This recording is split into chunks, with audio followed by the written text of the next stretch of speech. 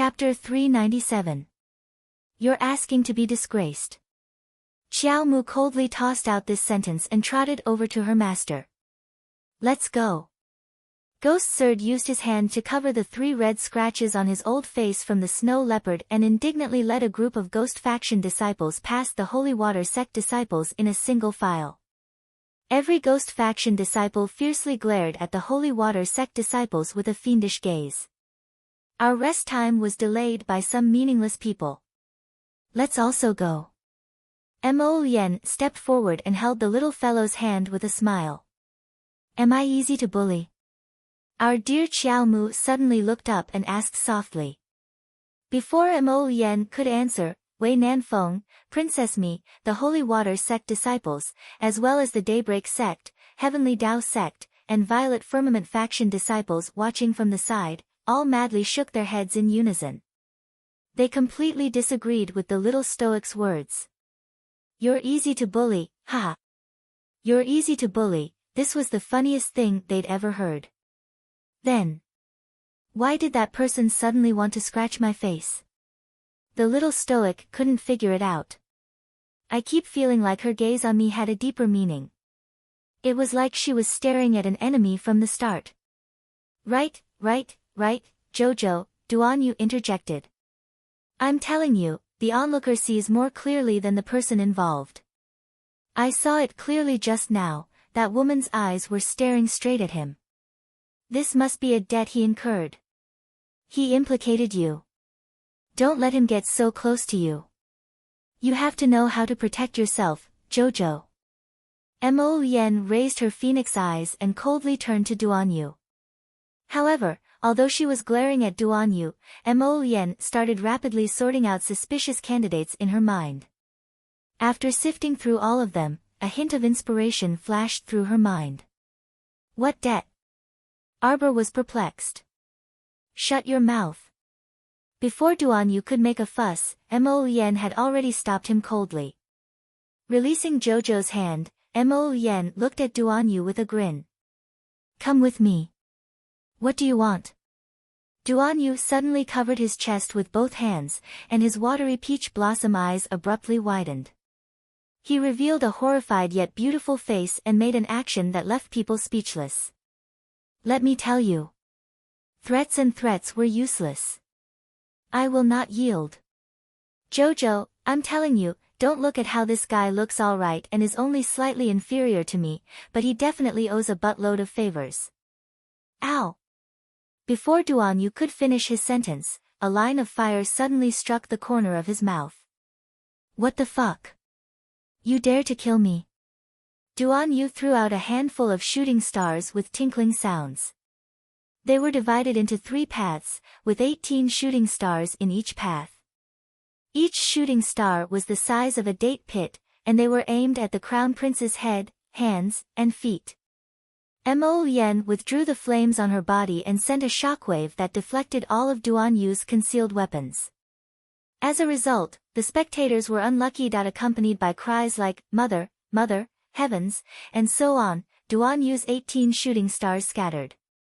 After being deflected by Mo Lien, they separately flew towards the people of Daybreak Sect, Heavenly Tao Sect, and Purple Firmament Faction. The spectators were simply dumbfounded. Who would get caught in the crossfire like you guys?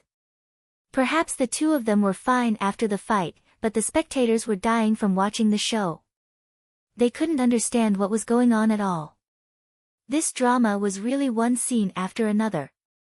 It was so brilliant that it was an eye-opener. Chapter 398. The little stoic looked up at the 2 people fighting further and further away. She furrowed her brows and shook her head. She sighed as if muttering to herself, men all like to fight so much. Everyone, Murong Sun was amused. She pulled her little girl over and nodded with a smile. That's why Miss is the best. Miss is so understanding and considerate, unlike those brats, each worse than the last. The brats in the surrounding circle, Murong Sun then turned to Shixia Valley's Valley Master Luo Jinyang and said with a smile, Valley Master Luo, if there's nothing else, then we'll go rest first. Everyone, please. Valley Master Luo amiably smiled at Peak Master Murong and gestured for one of the two Xixia Valley chief disciples to continue leading the holy water sect's people to their residences. For this competition, Xixia Valley specially set up several unique courtyards with beautiful environments for each sect's people to live in. The distance between each courtyard was not too far. In general, the contestants' residences were all arranged in the southern region of Xixia Valley. The residences of the three sects were arranged together.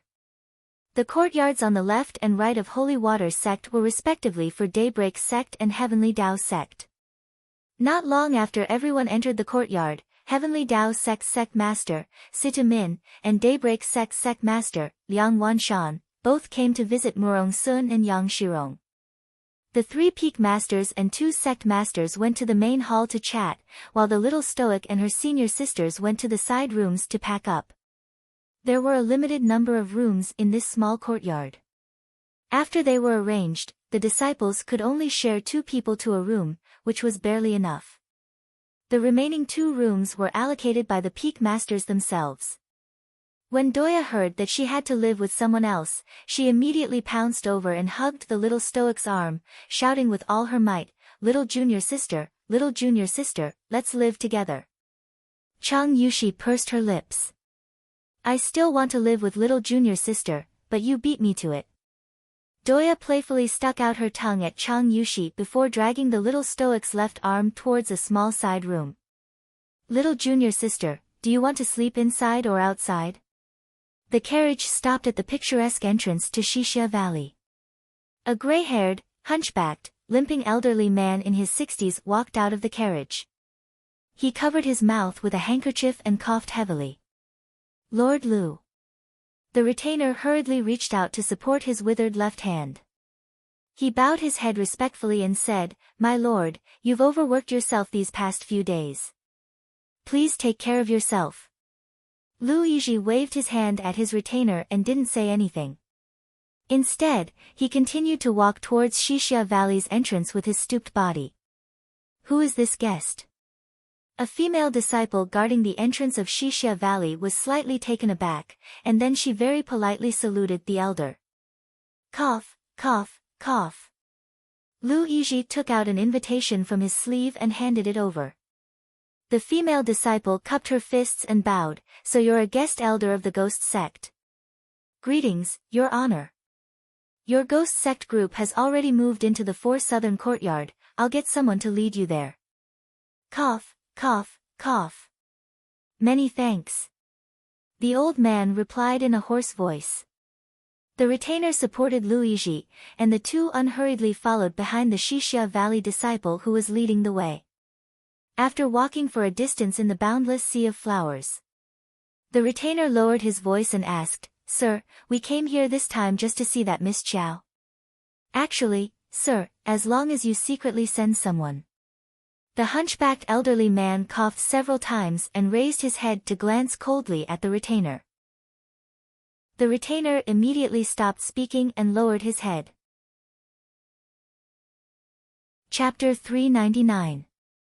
Lu Yizhi walked very slowly with a hunched back. He glanced at the Xixia Valley disciple leading the way in the distance and coldly said, "Did you forget that the group of people you sent out didn't even enter Shijiao City's Chow family's courtyard?" The retainer hung his head even lower in shame. "It's better to wait and see. Don't be too ostentatious." The elderly man coughed several times in succession before grabbing the retainer's arm and having him speed up to catch up with the Xixia Valley disciple in front. When the two people passed by the second southern courtyard, they stopped and glanced inside the courtyard. The Xixia Valley disciple hastily said, "The first to third courtyards are where the 3 sects are located. The Holy Water sect's disciples live in the second southern courtyard." Cough, cough, cough. Lu Yizhi nodded while coughing while clutching his handkerchief. His pensive gaze was fixed on the entrance to the Holy Water sect's courtyard. He stared for a while before saying, "I heard that there's a spring on the Holy Water sect's snowy peak that releases water all day long. The water is clear and free of impurities, so it's named the Holy Water Spring." Cough, cough, cough. It can even increase the mystic energy in the disciples' bodies, so it's named the Holy Water Sect. The Xixia Valley disciple nodded with a smile. This disciple has also heard that the Holy Water Sect has more than 800 disciples. I heard that they were all selected to enter after passing the Holy Waters test. Lu Yizhi nodded with a smile. Suddenly, he saw the courtyard's door open. A delicate and pretty girl in a red short-sleeved shirt walked out while dragging another little girl in plain clothes with a face as cold as snow. The red-clothed girl couldn't help but be startled when she saw the people standing outside the door. She subconsciously took the little girl's hand and glanced at the Xixia Valley disciple with vigilant and suspicious eyes. "What are you standing here for?" "Little junior sister, please don't misunderstand. This is the Ghost Faction's guest elder. I'll bring them to the Ghost Faction's courtyard." The Xixia Valley disciple nodded at the two with a kind smile.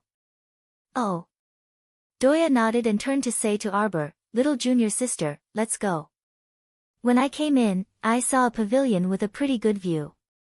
I'll bring you up there to take a look." Arbor nodded and abruptly turned her head. A trace of severity shot out of her eyes and shot directly at the elderly retainer who was peeping at her. The attendant was shocked. Cold sweat was about to drip down from his forehead. "You're up to no good." Arbor was very sensitive to people's auras.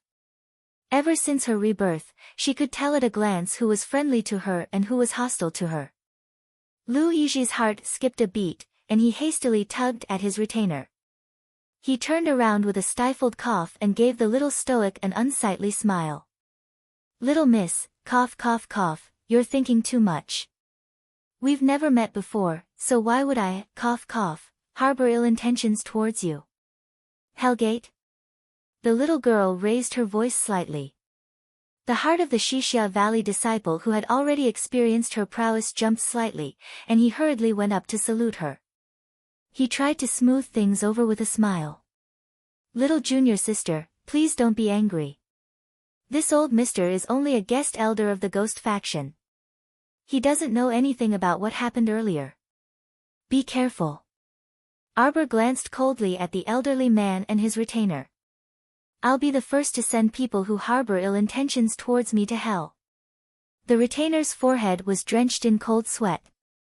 He secretly exchanged glances with the elderly man and watched the little stoic leave with a myriad of emotions. As expected, she was a tough bone to chew. No wonder that person above valued her so much. She really wasn't easy to deal with. Chapter 400. Lu Yizhi and Elder Ghost were brought to the Ghost Faction's courtyard. When Elder Ghost heard that Lu Yizhi had come, he immediately led all the disciples out to welcome them. He respectfully led Lu Yizhi and Elder Ghost into a seat in the hall. "This old man heard that you guys, cough, cough, cough, got into a conflict with a girl from the Holy Water Sect and even lost face." Ghost Sird hastily bowed and begged for forgiveness. "Sir Lu, why we were wrong. We disgraced the estate lord." "Humph." Lu Yizhi waved his hand and said disdainfully, "With your lowly cultivation, don't say you're the estate lord's subordinates after you leave." Ghost Sird didn't dare to speak. He and the other Ghost Faction disciples hung their heads and stiffly listened to Lu Yizhi's reprimand. "Your Ghost Faction investigated the matter this old man instructed for 3 years, but there was no news at all. Sir Lu, that Holy Water Sect is located far above the snowy peaks and has a single environment, so it's difficult to sneak in. 2 years ago, we also sent 2 female disciples to sneak in, but they didn't pass that so-called holy water test." Ghost Sird had a bitter expression when he mentioned this matter. Lu Yizhi sneered. "You can't even handle such a small matter, yet you still dare to call yourself the estate lord's subordinates? All of you, stop, cough, cough, cough." "Sir." Ghost Sird and all the other disciples simultaneously knelt on the ground with a plop. "Sir, please quell your anger and give us more time. This time, no matter what method we use, we will find out about the holy water spring." Cough, cough, cough, cough. The elder snorted coldly and kept coughing violently into his handkerchief. Sir, is that holy water spring really effective on Sir's illness? You don't need to concern yourselves with this matter. Lu Yizhi impatiently waved his hand at them again. This old man has 30 years of experience in tempering pills. Cough, cough, cough. As long as I have the holy water spring, I think it's only a matter of time before I can refine a mystic breakthrough pill that can allow me to break through to level 15 and enter the ranks of supreme experts. At that time, as long as he broke through to become a level 15 great mystic cultivator and his body entered another profound realm, he would naturally be very different from his current state. Perhaps all the pain from his previous illnesses would be swept away at that time. Suddenly, a figure pounced out from the crowd of disciples, quickly crawled a few steps, and knelt in front of Lu Yizhi.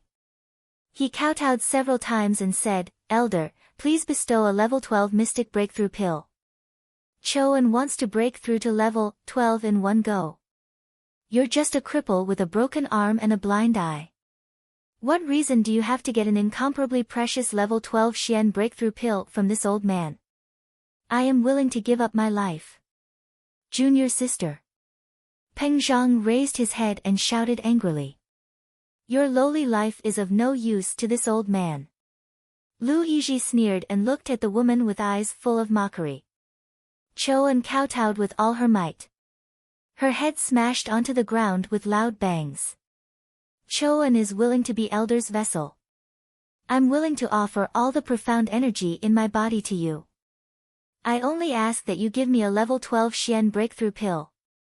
Let me break through to level 12 in one go.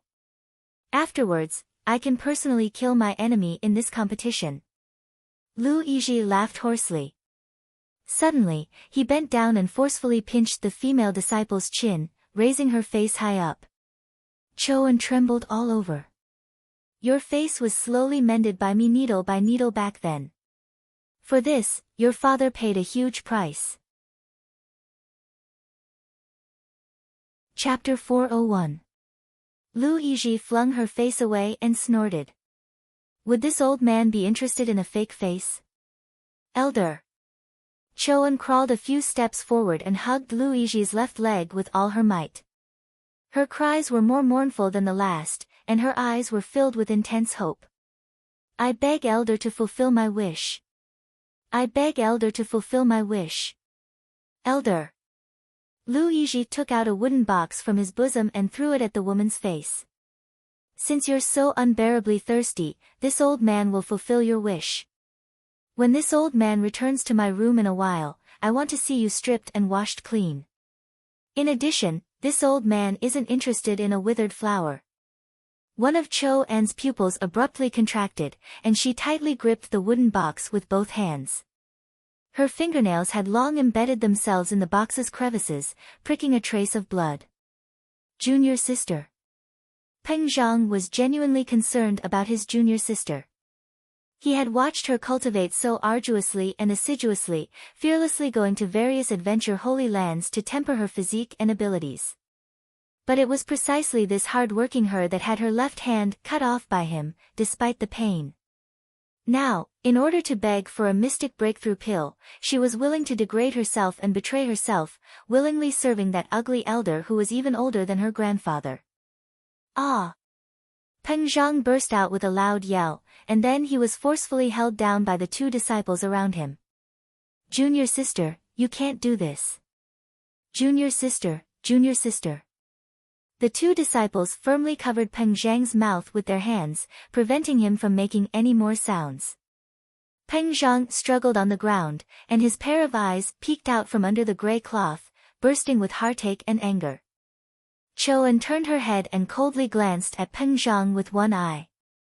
Then, she tightly gripped the wooden box in her hand and abruptly turned her face away, no longer looking at him. Senior brother, although you are very concerned about me, this is far from enough. What I need is a powerful person to protect me by my side, so that I will never suffer any harm. You. Too weak and simply don't deserve to stand by my side. That night, Choan walked step by step into Elder Lu's room. She blew out the lamp and lay on the cold bed, her whole body cold. She stared straight at the black silk canopy above her head, a teardrop falling from the corner of her eye. Her father, her family, and him. Since she couldn't rely on anyone, she could only work hard and fight for herself.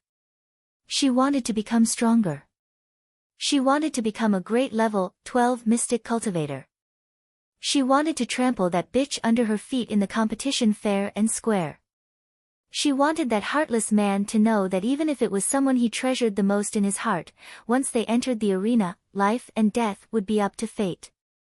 Not everything could be controlled by him. This time, she wanted him to be powerless to reverse the situation. She just didn't know if she would still be able to see that cold and indifferent him at that time. My Joe's section break, Arbor slept in the middle of the night, only to hear a commotion outside the courtyard, and the lights were lit up little by little. Doya turned over and placed a calf on her lap. She smacked her lips and continued to sleep, showing no signs of waking up. Arbor glanced at her speechlessly. Why were they all sleeping so well? The commotion outside had already turned the sky upside down. She simply put on her clothes and got out of bed. Just as she pulled open the door, she saw two figures running in front of her, one after the other. One tried to pull her left hand, while the other tried to pull her right hand. In the end, the youth who pulled her right hand had his hand slapped away by the youth who was pulling her left hand and questioned him in passing, "What are you doing?" Chapter 402. Duan Yu glared at him. "You're the only one allowed to hold hands." "Of course." Mo Yen grumpily glanced at Duan Yu and directly pulled Arbor to the main courtyard. "I wonder what's going on outside," Mo Yen whispered. "I saw the 3 peak masters leave their courtyards. They can't even sleep peacefully," a senior sister who woke up grumpily said as she rubbed her eyes. Soon, they saw Yang Shirong walk in with a dark face. She waved her hand at the holy water sect disciples. "Go sleep. Ignore them." All the disciples looked at each other. How could they sleep with such a loud ruckus outside? They heard a male disciple from Daybreak sect and not the Heavenly Tao sect say in a low voice, "You people from Coitus sect say you lost your pet as soon as you arrive and even insist on searching their courtyards from house to house. What kind of logic is this? How can you be so tyrannical and overbearing? Can't you wait until daybreak?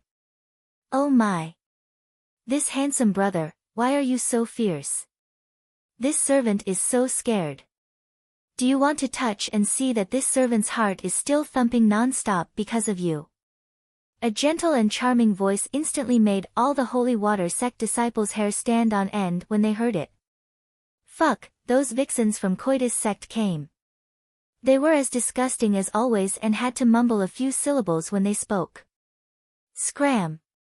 Someone from the 2 sects shouted angrily, probably because that female disciple from Coitus sect who threw herself into the man's arms was loathed. "Ah, why are you so fierce? If you don't like this servant, then this servant won't lean on you." That woman's voice was mellow and contained a hint of seductiveness as she spoke delicately. Suddenly, she raised her voice slightly, and with a coquettish voice that gave people goosebumps, she shrieked, "Aya! It's Big Brother Situ. I didn't even see you. Big Brother Situ, why aren't you calling me or here?" Duan Yu shuddered all over when he heard this. Why were the women of Coitus faction each more disgusting than the last? He had to hurry and look at his little stoic more often to wash his eyes and make himself feel better. Yang Shirong's expression turned even uglier. She waved her hand at the disciples and said, "Don't worry about it. Go back to your rooms." The little stoic silently turned around, wanting to listen to second Ant Master and return to her room to be a very obedient child. However, the speed at which they stirred up trouble was completely out of your expectations. With a thud, the door to the second southern court, where the holy water sect temporarily resided, was kicked to the ground. When Xiao Mu turned around, she saw Situ Yi, that handsome youth with sword-like eyebrows, bright eyes, and graceful features, hastily fleeing behind her and Mo Yen as if he was being chased by a ghost. "Aya, Brother Situ, don't run. You're making me so nervous. The little stoic got a clear look at that girl called May. Her figure was rather impressive under her bright yellow dress. At first glance, she really did have a surging something, and her slender waist couldn't be held in one hand. She was a peerless beauty, but she had a gaudy temperament. Situ-E hid behind the little stoic and Mo Yen. He shook his body and fiercely rubbed the fine goosebumps that protruded from his arms. He really couldn't take it anymore. Duan Yu was dumbfounded. He didn't expect things to take such a sudden turn for the worse. He was just about to find a place to hide, but it was already too late. May was originally pouncing at Situ-E, but when she suddenly saw Duan Yu and Mo Yen after pouncing to the side, she was instantly stunned and screamed with a handkerchief stuffed in her mouth. Chapter 403. Duan Yu jolted in fright and simply subconsciously shrunk behind the little stoic. Mo Yen, on the other hand, wasn't that cowardly.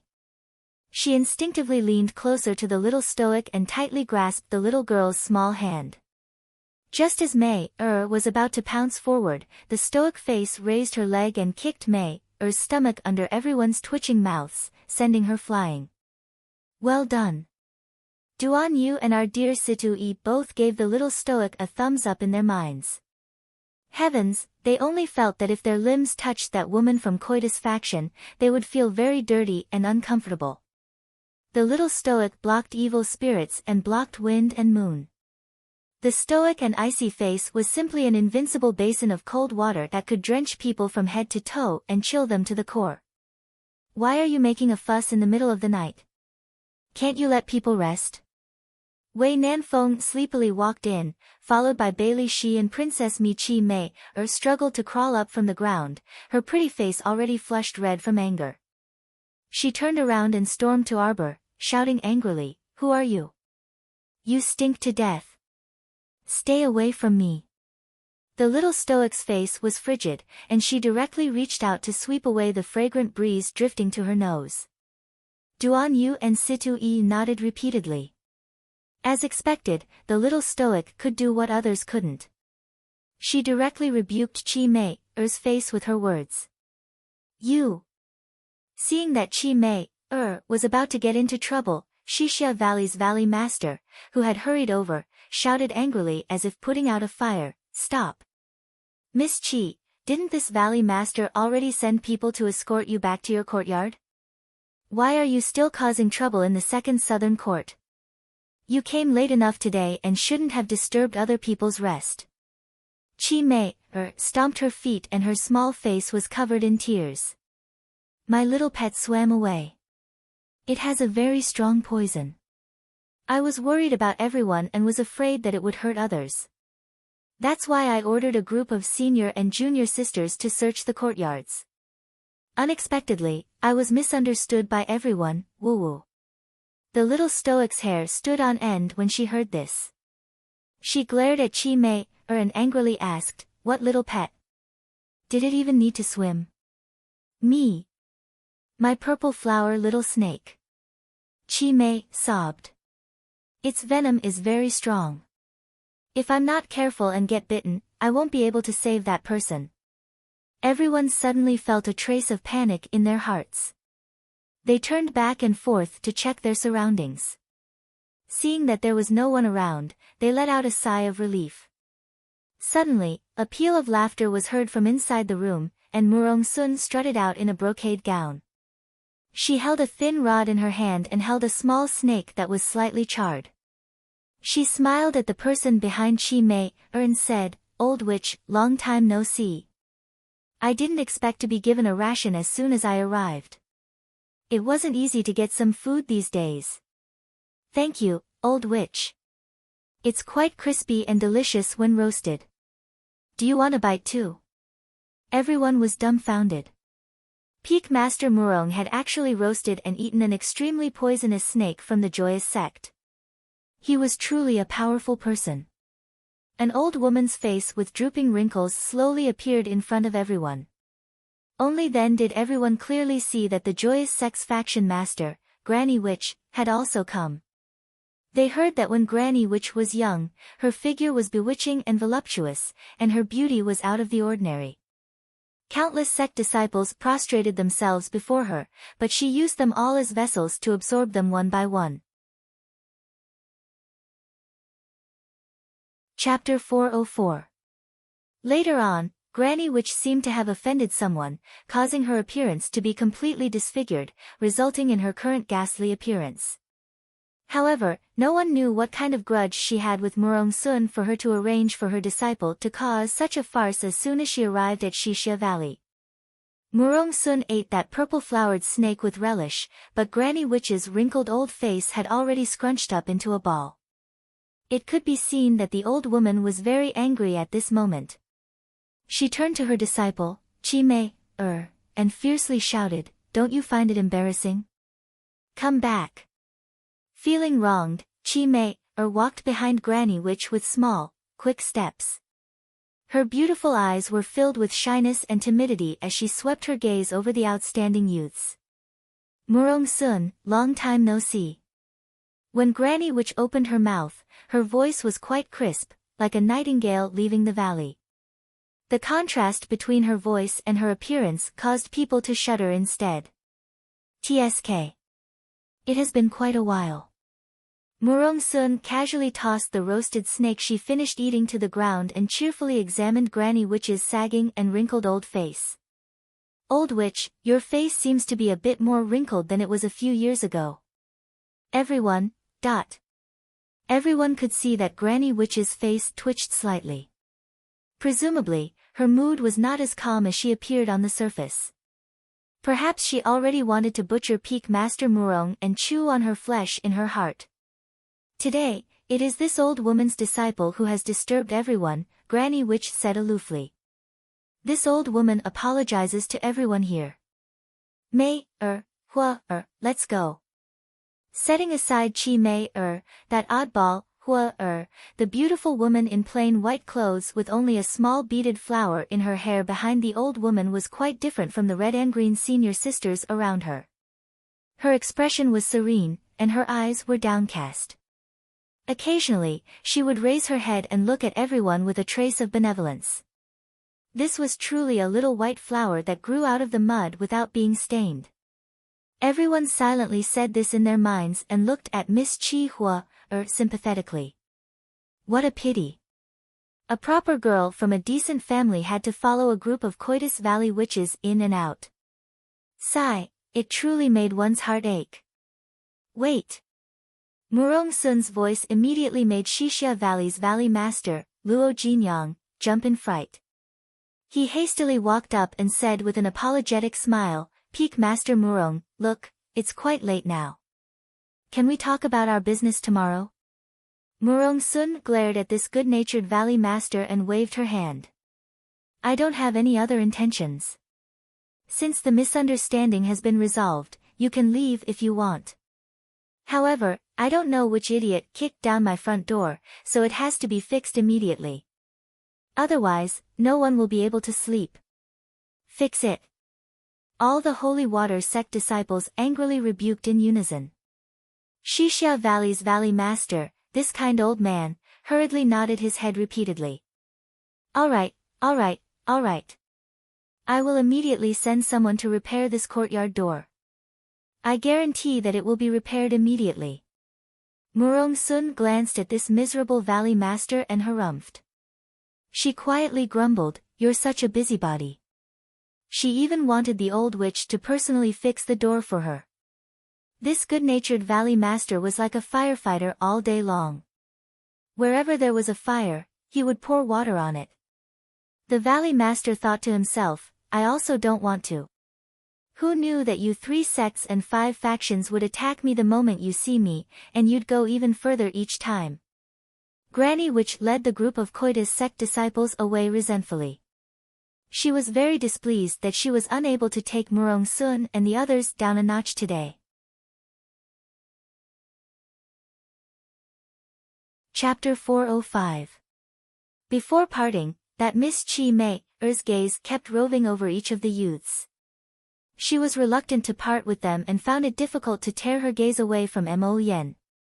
The little stoic suddenly raised her arm.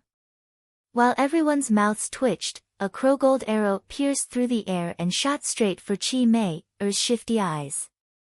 When Chi Mei-er saw the arrow flying towards her, her soft waist immediately leaned backwards. With a "so" sound, the black gold arrow flew past her face at a high speed. "What are you doing?" Chi Mei had just straightened her body and was about to curse when she heard another terrifying sound coming from the back of her head. Her slender waist was abruptly grabbed by Granny Witch, and her entire body floated a step to the left. She looked on helplessly as the black gold arrow that she had dodged turned around and shot towards her from the back of her head. If it weren't for Master saving her just now, her head would have been pierced by the crow gold arrow, and her life would have been forfeit. When she thought of this, Chi Mei-er's entire body started trembling, and her venomous eyes looked at the expressionless Arbor who was withdrawing his crow gold arrow. "You!" Xixia Valley's Valley Master was simply speechless. He started to regret it. Why did he agree to the 3 sects and 5 factions back then and allow this lousy competition to be held in his valley? Woo, he was a good old man who couldn't refuse other people's requests. He was always smiling all day and was persuaded to nod with just a few words. If he could have stuck to his principles back then and not allowed them to hold this event in the valley, he could have avoided so much trouble from quarreling with each other. Woo. "Little girl, you're so young, but your heart is so vicious." Granny Witch frowned and sneered. "As expected of a disciple taught by Murong Sun, you're so vicious." "Thank you for the compliment." Murong Sun tugged at her lips.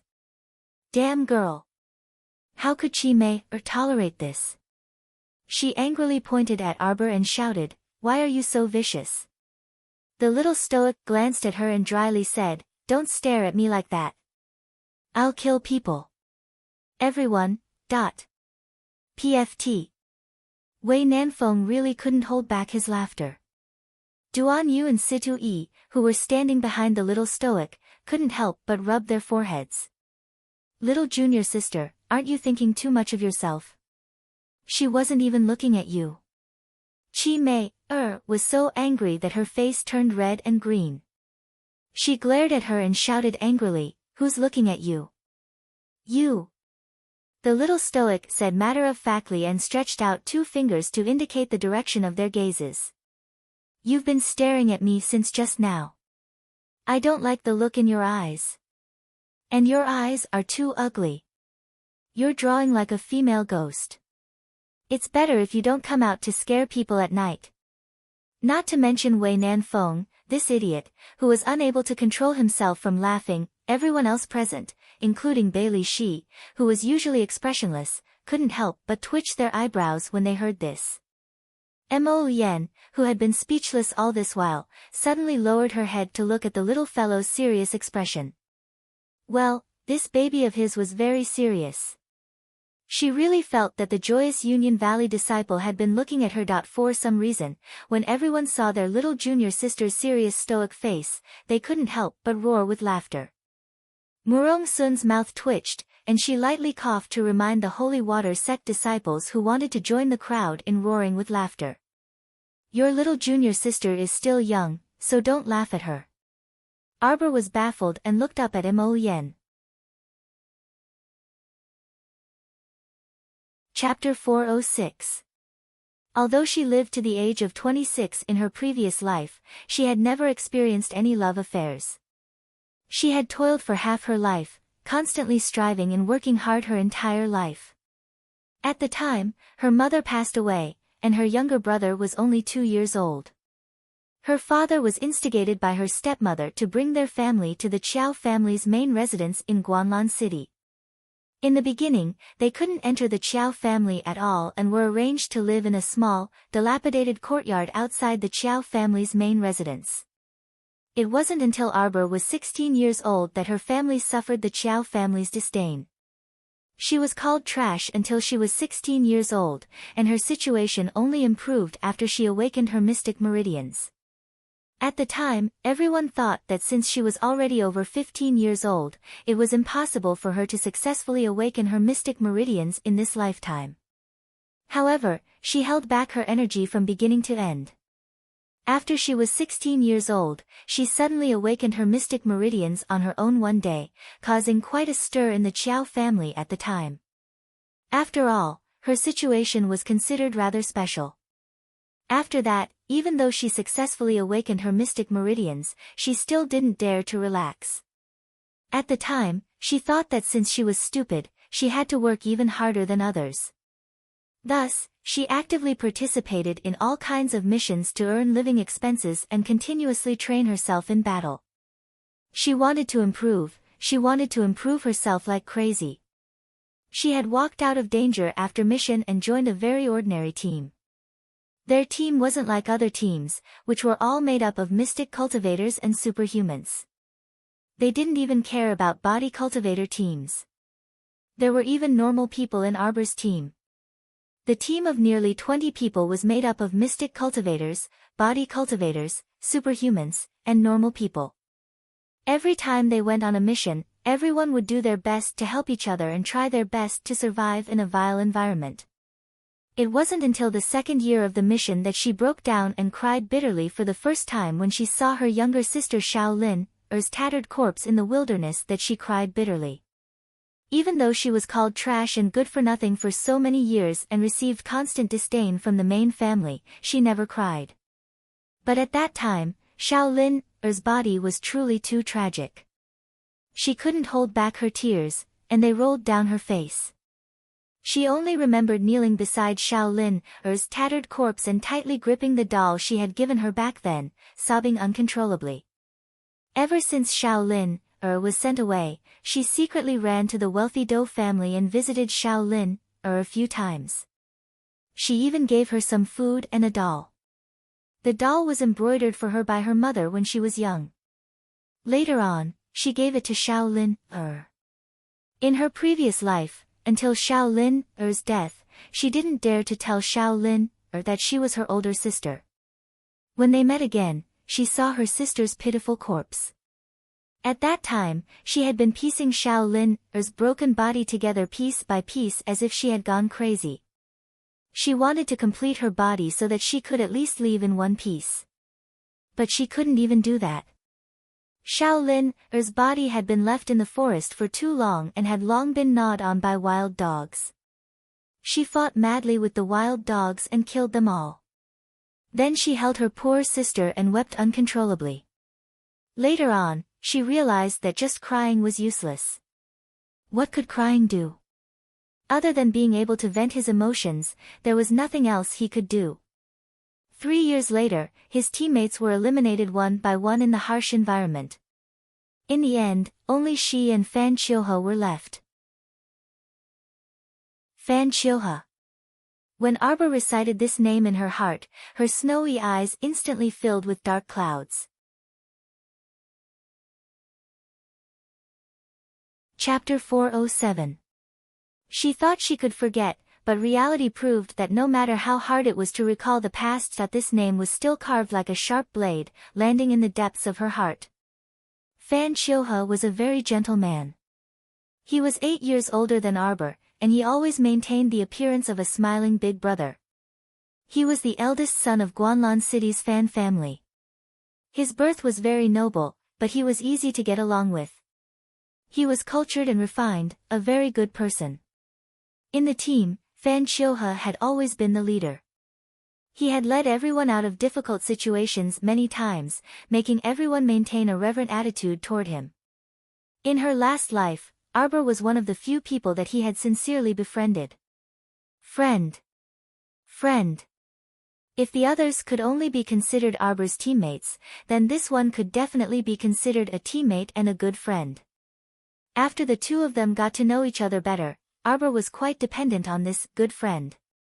His trust in her also deepened day by day, to the point that he was willing to give up his life for her. However, it was this kind of man who always had a gentle smile on his lips. This was the friend that she valued the most in her last life. When only the two of them were left, he gave her the most fatal blow. For 2 years, she had been locked up in the dark room that he had carefully prepared for her.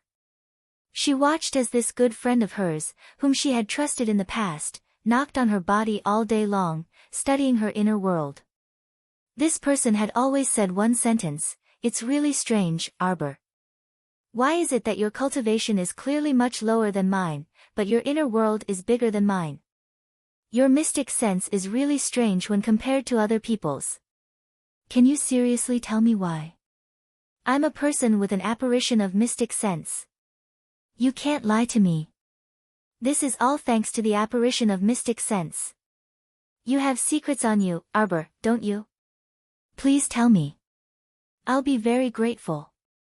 So funny. If she was a sensible person, she wouldn't have fallen into such a passive situation. She didn't know anything. Only a silly girl who didn't know anything would be deceived into such a situation. Jojo. She felt her body become light. She was actually picked up by that guy, Mo Yen, in front of everyone's eyes. She stared at him with her big, dark eyes, staring straight at him. "You're in a daze, my Jojo," Mo Yen frowned and said softly, "Your expression makes me uncomfortable." It was as if there were countless thoughts hidden within, and it was so heavy that it made one feel uncomfortable. "You must be tired after messing around for most of the night. Ciao ciao, let's go to sleep." Mo Yen simply picked up the little lady horizontally and turned around to stride towards her room. Everyone was speechless. Behind him, Murong Sun fumed with rage and hollered, "Damn brat, you're really pushing your luck more and more. What did that chicken claw girl mean?" Xiao Mu's puzzled voice rang out. Could it be that she wasn't looking at me? Everyone was speechless. She was just used to walking with her fingers curled up like an orchid, but you called it a chicken claw. How embarrassing. She's looking at you. Mo Yen said with a smile. My Jojo is the best. That's right. Arbor nodded, thinking that the youth was very correct. She knew her taste was right. That gaze was clearly directed at her. That despicable woman actually dared to use such a disgusting gaze to stare at her. The arrow she shot at her just now was still too light. Chapter 408.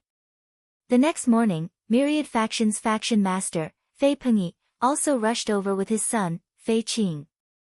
Xixia Valley's valley master thought that the 3 sects and 5 factions had all arrived, so he gathered everyone to discuss and advance the competition. Everyone actually understood the valley master's feelings very well and sympathized with him. He really wanted to send them, this batch of plague gods, away as soon as possible.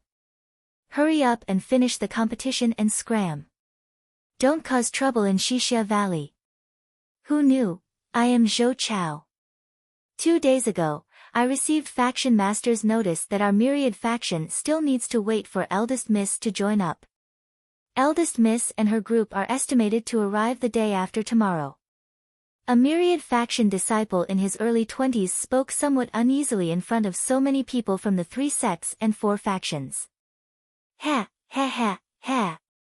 Granny Witch laughed crisply. Her wrinkled old face was full of disdain. Ning Guilai, this coward, procrastinates every time he does something. He wants to be a good person yet doesn't want to offend either side.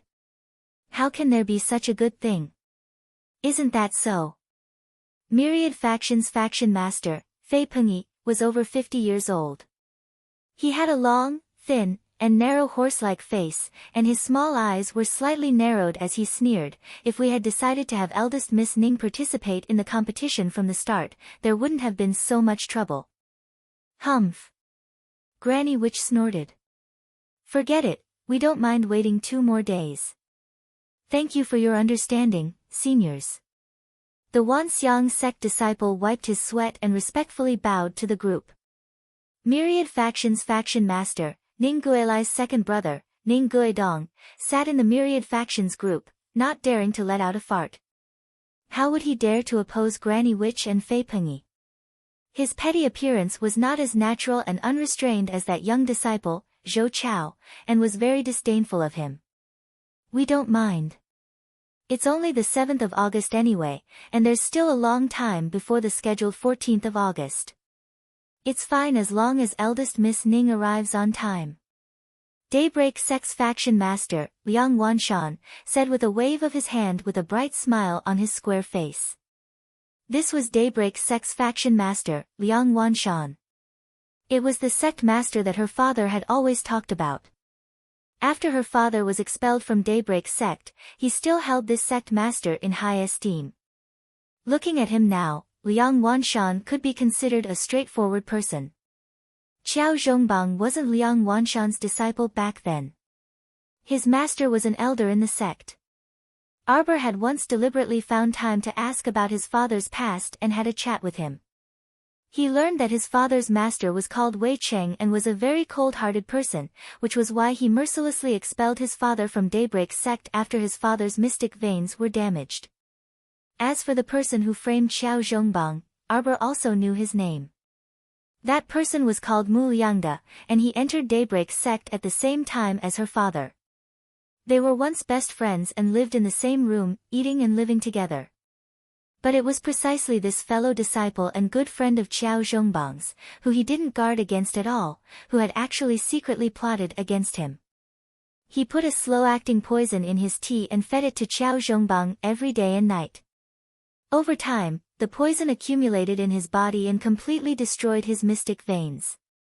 If it weren't for the sapling's leaves helping her father sense mystic energy anew and reconstruct his mystic veins, Qiao Zhongbang would have completely become a cripple in this lifetime and would never be able to recover his identity as a mystic cultivator. Xixia Valley's Valley Master Luo Jinyang's eyelids suddenly twitched when he saw Miss Qiao staring fixedly at Daybreak Sect's faction master Liang Wanshan.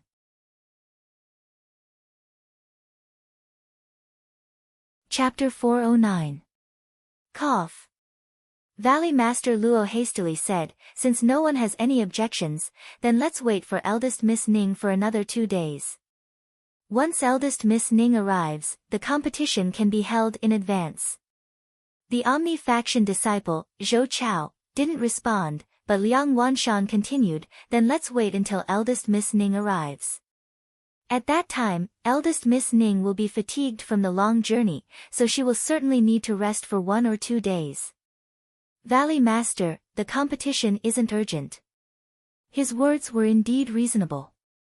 The Omni faction disciple, Zhou Chao, cupped his hands at Liang Wanshan and revealed an expression of endless gratitude. The Valley Master's eagerness to finish the competition as quickly as possible and immediately chase them out was evident. As long as one wasn't blind, they would be able to sense it. Xixia Valley's Valley Master, Luo Jinyang, laughed awkwardly and sighed unhappily in his heart. This group of plagues still had to stay here for a few more days. Hopefully, they wouldn't cause any more trouble for him during these few days. He kept feeling that he had rapidly aged in merely a few days, and many strands of white hair had sprouted. It was all because of the 3 sects and 5 factions' worries. Sect Master Liang, does your sect have a disciple named Mu Liangde? Arbor suddenly asked, her eyes still staring unblinkingly at Sect Master Liang Wanshan. Liang Wanshan had long discovered that this holy water sect girl had been staring at him.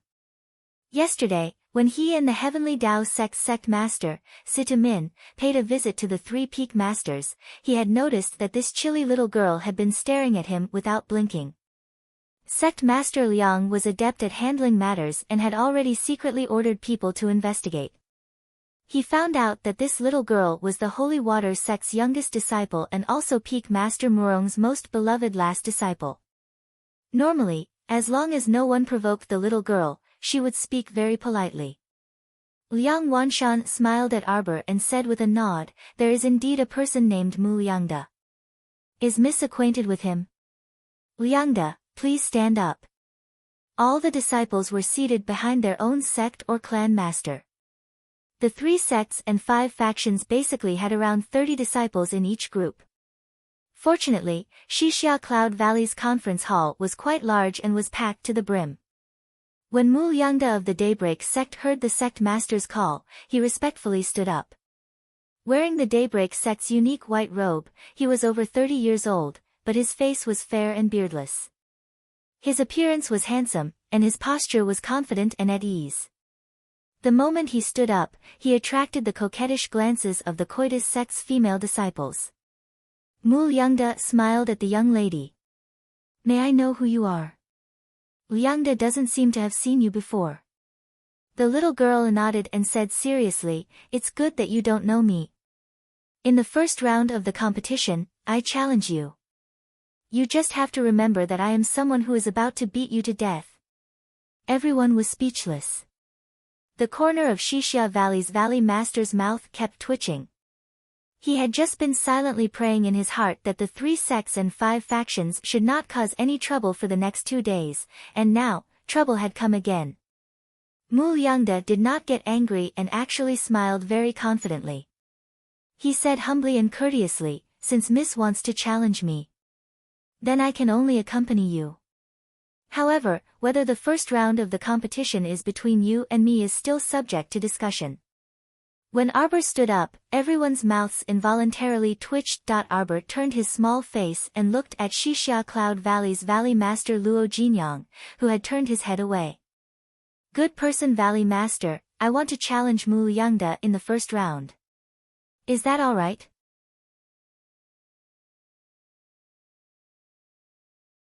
Chapter 410. The good person Valley Master really wanted to cry. Call this little girl savage, but look at her soft and squishy little thing, she was more fair and adorable than anyone else. Call her indecent. She was more serious and expressionless than anyone else. Every sentence she said sounded quite serious when separated, but it was extremely hilarious when strung together. She even said, "I'm someone who's about to beat you to death." These words were truly hilarious. We still have to draw lots according to the order of the competition. This way, it's fairer for everyone. Shishia Valley's Valley Master gave the excuse he had thought of long ago. As soon as he finished speaking, he saw the little girl's slender brows furrow into a knot. Shishia Valley's Valley Master was distressed, so he quickly smiled kindly at the little girl. "However, little girl, don't be impatient. Even if you didn't draw Mulyangda in the first round, it doesn't mean you won't draw him every time." Mulyangda. What's going on? He felt like Shishia Valley's Valley Master spoke as if he was a prize. Draw or not draw? If you draw, you'll get the grand prize. If you don't be discouraged and continue to draw. Then will the results of the draw be announced? Will the name of the person who draws the number plate for Mulyangda's match be announced? The little girl seemed to be especially reasonable today as she continued to interrogate good-naturedly. The Valley Master instantly felt that the little girl was giving him face, so he nodded cheerfully. That's right. All the names of the competitors will be announced one day in advance. I will have the Valley disciples prepare them then. Okay. Our dear Xiao Mu didn't say anything else and sat down obediently. Only the disciples of the 3 sects and 5 factions kept feeling some kind of energy faintly lingering above their heads. Something was wrong. There was something wrong with the little girl's style today. Shouldn't she immediately berate Mulyangda? Why did they feel so strange when she suddenly asked the Valley Master if they would announce some sort of name list? However, Mulyangda was oblivious to the impending calamity and smiled coolly. He lifted his white robe and sat down with a ramrod-straight posture. When he sensed a gaze, he turned his head and met Duan Yu's eyes. Mulyangda naturally did not dare to slight this sect master's eldest personal disciple.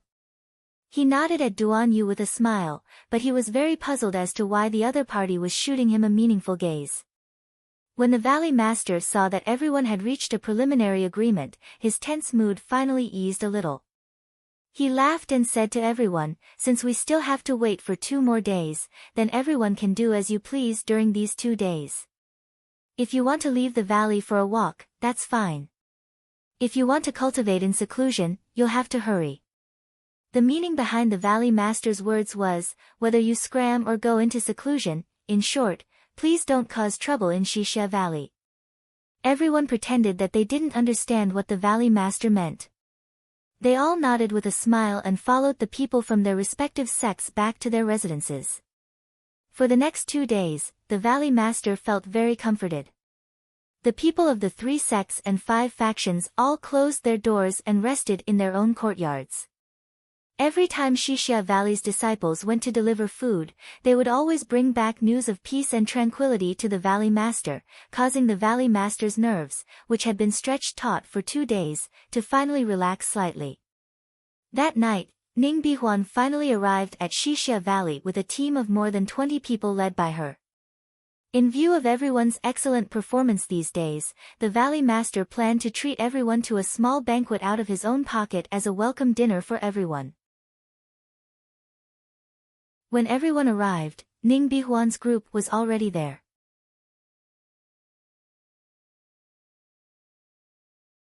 Chapter 411.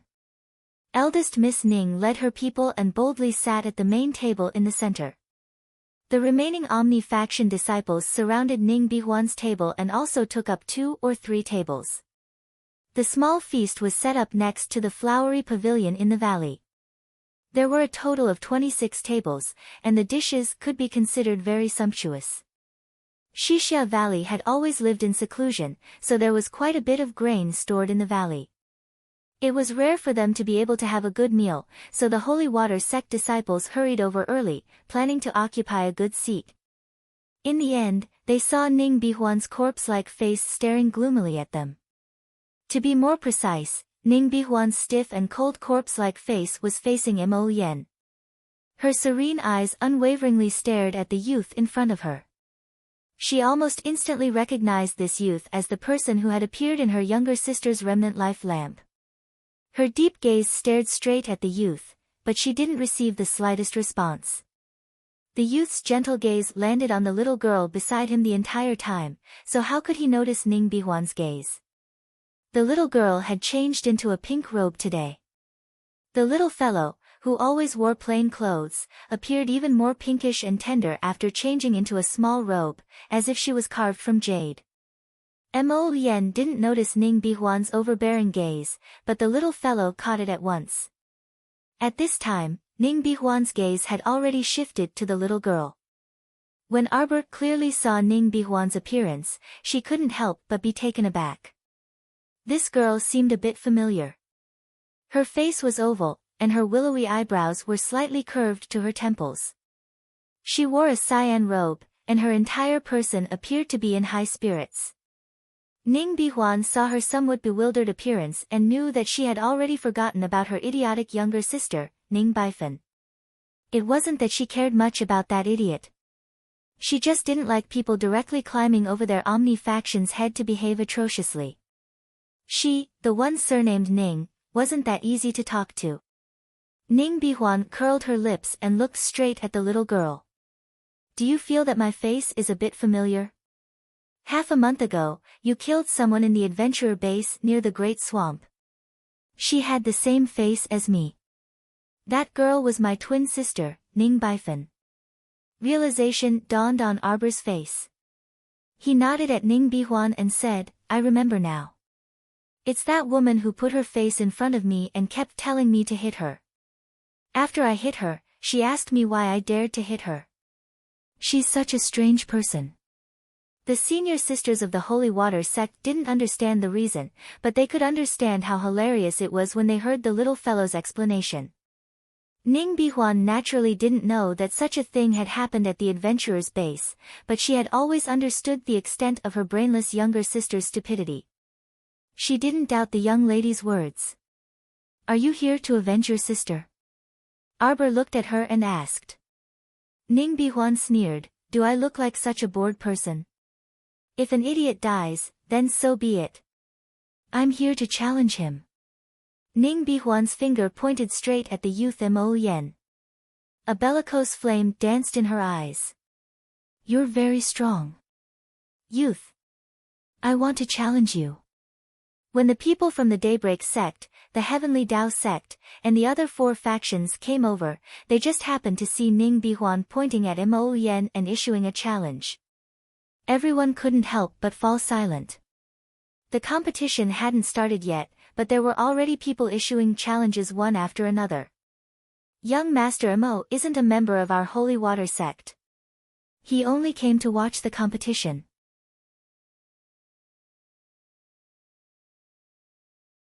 Chapter 412. Su Shanshan coldly rejected Ning Bihuan's challenge. Ning Bihuan, your opponent is us. Don't get the wrong opponent. Ning Bihuan pursed her lips non-committally and stood up to look straight at Arbor. Alright then. After the competition ends, I hope to battle with young Master Mo and see who's better. Arbor was baffled. Miss Ning, why are you staring at me? Why are you staring at me when you want to challenge young Master Mo? Am I not young Master Mo? Ning Bihuan was also a bit gloomy.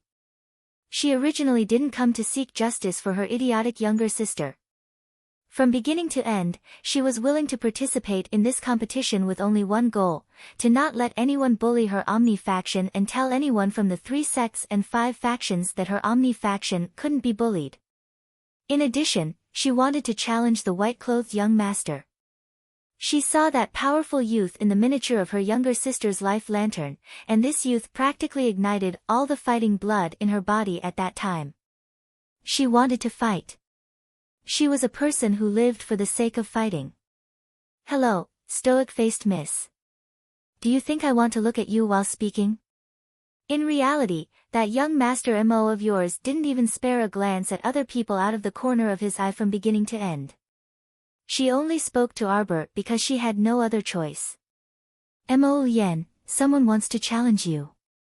The little girl tugged at his sleeve. I'm not free. Mo Yen held the little girl's small hand and followed the Holy Water sect group to take their seats. You'll definitely accept my challenge. Ning Bihuan stood up and stared darkly at Mo Yen. She threw down this sentence with a stern face, but the latter completely threw it to the back of her mind. Xixia Valley's Valley Master hurried over after hearing the news. He couldn't help but heave a sigh of relief when he saw that the 3 sects and 5 factions were all present and were chatting softly, clinking cups, drinking wine, and eating. He had just received news that eldest Miss Ning had quarreled with the Holy Water sect disciples, so he thought that this group of young ladies would turn the entire banquet upside down again. Unexpectedly, the scene he saw was so harmonious. It truly surprised and delighted the Valley Master, and he almost wanted to shed a tear for himself. It truly wasn't easy to be a competent peacemaker. After 3 rounds of wine, everyone was 80% full. On a whim, Xixia Valley's Valley Master ordered someone to bring over the lot pot and said to everyone with a chuckle, seeing that everyone from the 3 sects and 5 factions has gathered, I might as well bring forward the competition. If eldest Miss Ning doesn't have any objections, how about we set the competition for the day after tomorrow? Ning Bihuan waved her hand, a stiff smile hanging on her stiff little face. We martial artists aren't that particular. The day after tomorrow is the day after tomorrow, it's up to you. Miss Ning is truly straightforward. Xixia Valley's Valley Master was overjoyed. Dear ancestors, hurry up and finish the competition and scram. After the Valley Master signaled with his eyes, Xixia Valley's disciples hastily carried the 8 bamboo tubes to the disciples of the 3 sects and 5 factions. There are 120 pairs of numbers here. If you draw the corresponding number, go to our disciples and register. The Valley Master explained with a smile, then let all the disciples of the 3 sects and 5 factions draw lots. In any case, it was all up to luck, so no one paid much attention to it. One by one, they reached into the lot pot and took out a lot. 2 Xixia Valley disciples sat on the side to register the lot and name. Our dear Qiao Mu abruptly stood up and pattered over to Daybreak Sect's table. Duan Yu immediately turned around in excitement, and his peach blossom eyes blinked as he asked, Jojo, you were looking for me?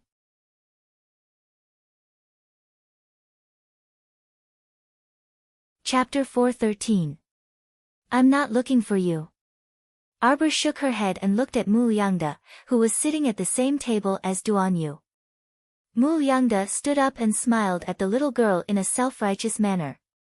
He asked amiably, Little miss, you're looking for me again. Duan Yu pursed his lips at him. Who's looking for you? The little girl is looking for you to beat you to death. She's looking for you. Arbor nodded. What's your number? This one is number 82. Mu Liangda looked at the number in his hand and smiled good-naturedly at Arbor. He wasn't afraid of this little girl. Even if the little fellow said she wanted to beat him to death on the day of the competition, he would only treat it as a joke. What a joke!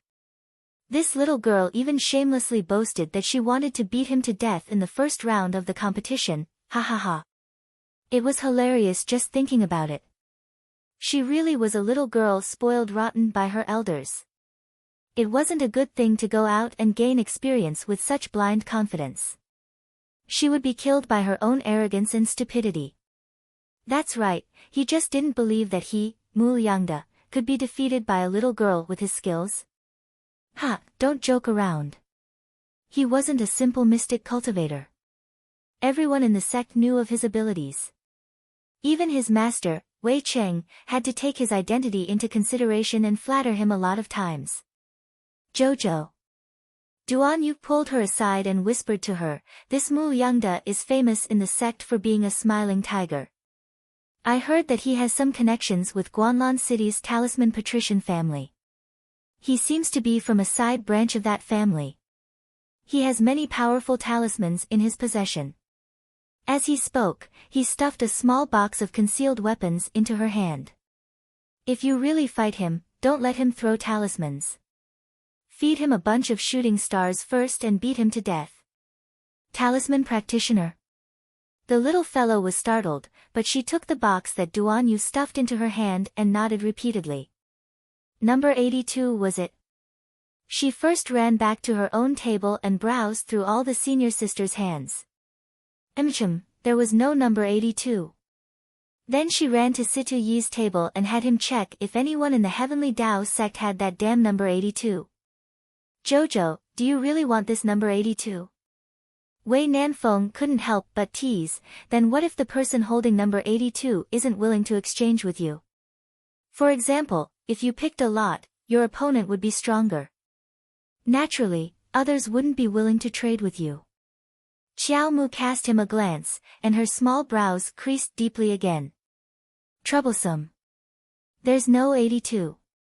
Situ Yi didn't know whether to laugh or cry when he returned after asking around. Arbor was a little angry. He turned around and glanced at Bailey Shi, who was sitting in the Purple Firmament faction's seat. He frowned and thought for a while, then ran over on his own. Do you have 82? The little fellow poked Bailey Shi's arm and stared at him. Bailey Shi glanced at her and did not refuse. However, when he went to ask his fellow disciples, there was a trace of helplessness in his eyes. His hard work paid off, and he finally got the answer from Bailey Shi.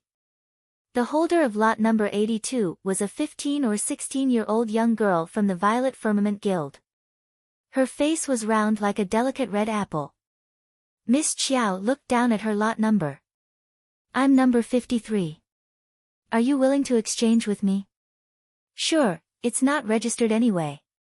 Yuan Jixin, the girl who picked up lot number 82, very straightforwardly handed over the lot number in her hand. In fact, the Valley Master had long seen everything.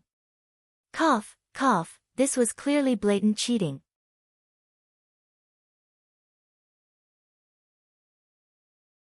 Chapter 4:14. Why didn't anyone stop them? And so many shameless people even popped out to support them. Valley Master expressed that he was very stifled. Seeing them act so openly, he could only choose to be blind. Thank you. The little girl thanked him politely, took the number from the other party, and handed her number 53 to the other party. Then she added, if you can't beat that number 53, I'll help you beat him back later. I'll help you vent your anger. Yuan Jixin giggled. Number 53 took that number and glanced at it, silently speechless. Bailey Shi's mouth twitched helplessly. Miss Chiao, number 53 is standing next to you. What a coincidence. The little girl turned her head and saw the face of an ordinary passerby. Number 53 was also a Purple Firmament faction disciple, but he was considered one of the weaker ones among the many senior brothers and sisters. So when the little girl's gaze shot over, Number 53 hurriedly raised his hands and said in exasperation, "Don't worry, little girl. I definitely can't beat senior sister Yuan Jixin. Once senior sister makes a move, it'll only be a matter of 2 or 3 moves, and I'll immediately roll off the stage." This joker. Everyone laughed and scolded. Yet the little fellow heaved a sigh of relief and returned to her table after bidding farewell to Bailey Shi and the others. Seeing her return, Mo Yen couldn't help but chuckle softly. The little fellow finally got her wish after busying herself for a round, but why was it so interesting? Mo Yen propped up his chin with one hand and turned his head to look at her with an uncontrollable smile. "If that girl with number 82 isn't willing to exchange with you, what do you plan to do?" Our dear Xiao Mu was expressionless, but her 2 small brows furrowed again. "That Miss Yuan is pretty good. She's not a man, so I can only drop it." Everyone was a mystic cultivator, and Mo Yen and Arbor's conversation wasn't low. The youths at the nearby tables all heard it, and they couldn't help but widen their eyes when they heard this. What did she mean? So what if he was a man? Men were discriminated against, right? Wei Nanfeng chuckled as he squeezed over with a wine jug in his hand. "If number 82 is a man and he's unwilling to exchange with you, from your tone, you plan to beat him up overnight and directly snatch away the number?" Our dear Xiao Mu nodded honestly. It couldn't be helped. She planned to do that from the start. However, number 82 was a girl, so it was better to be more refined. "PFT, Wei Nanfeng winked at Mo Yen and said meaningfully, "I feel that this little lady is even more mischievous than your She needs to be taught." When Murong Sun heard this, she immediately shielded her. "What? You have an opinion? I teach my disciple too well." Wei Nanfeng hurriedly flattered, "Indeed, indeed. Peak Master Murong, this disciple has misspoken." "Humph." Murong Sun rolled her eyes at him and reached out to pick up food for her youngest disciple. "My dear disciple, you were busy the entire night and didn't eat much. Here, eat more. Your body is still growing." Peak, ti eat Murong ti chow ti eat, teas to eat ti chow, ti. After a short while, the small plates were piled up into a small hill. "Come, Jojo, eat more." Mo Yen placed the chopsticks in her hand and looked at her with a grin. "You'll only have the strength to beat people when you're full." Everyone. Young Master Mo's style was off. If Hui Feng was here, he would definitely chuckle and say, "Sorry, His Highness has always treated the little girl like this."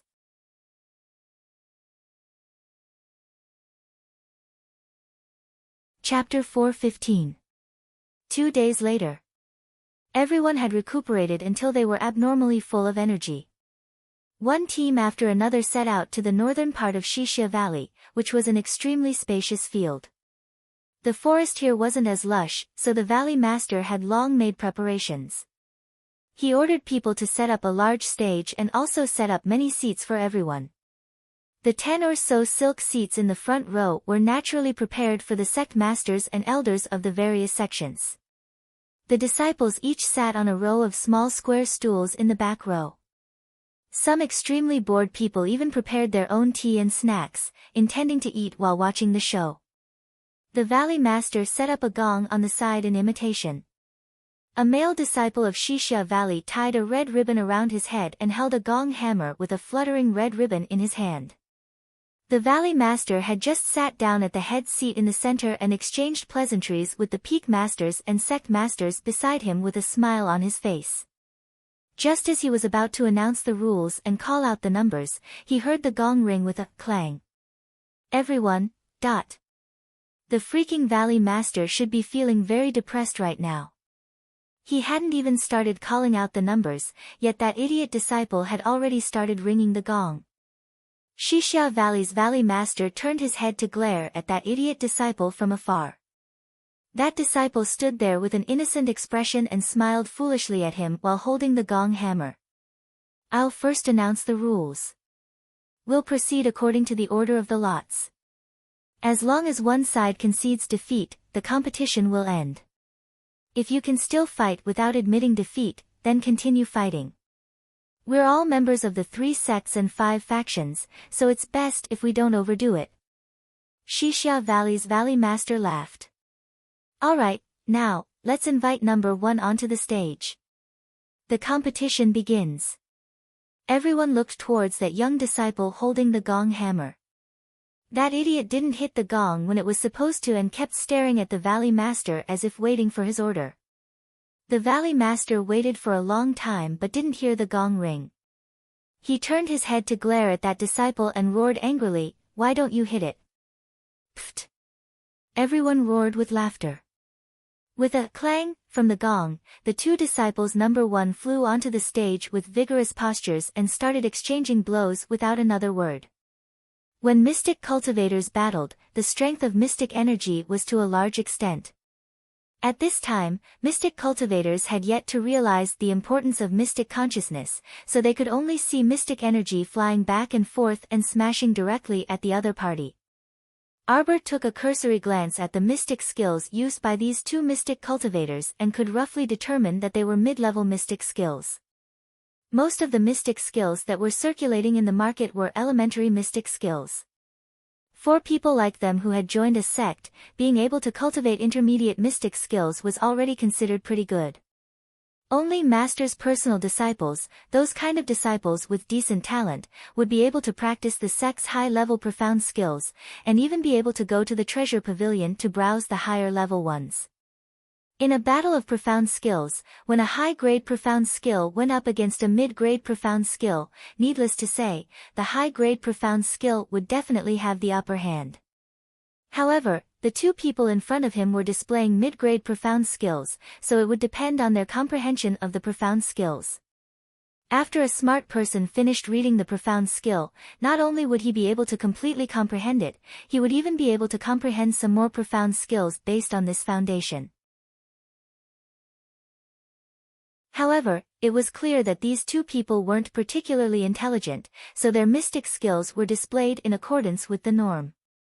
One trained his hands, while the other cultivated a mystic skill that trained his head. Therefore, when the other party clawed at him, that person always liked to use his head to block it. This made our dear Xiao Mu laugh in her heart, and the corners of her mouth couldn't help but curl up. Number 2. Holy Water Sect's disciple Chen Hanzi vs. Ghost Faction's disciple Peng Zhang. The Valley Master picked up the number plate beside him and announced.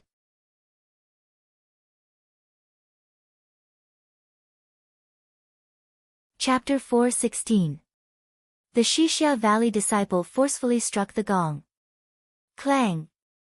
After the gong sounded, Chen Hanzi and the Ghost Faction disciple, Peng Zhang, flew onto the stage and cupped their fists in greeting.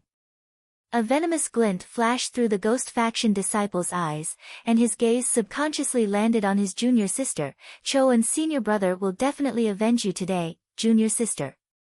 Everyone from the Holy Water sect deserves to die. If it weren't for you guys, how could his junior sister, Choan, be such a strong-willed girl, submit herself to that ugly and sickly old man?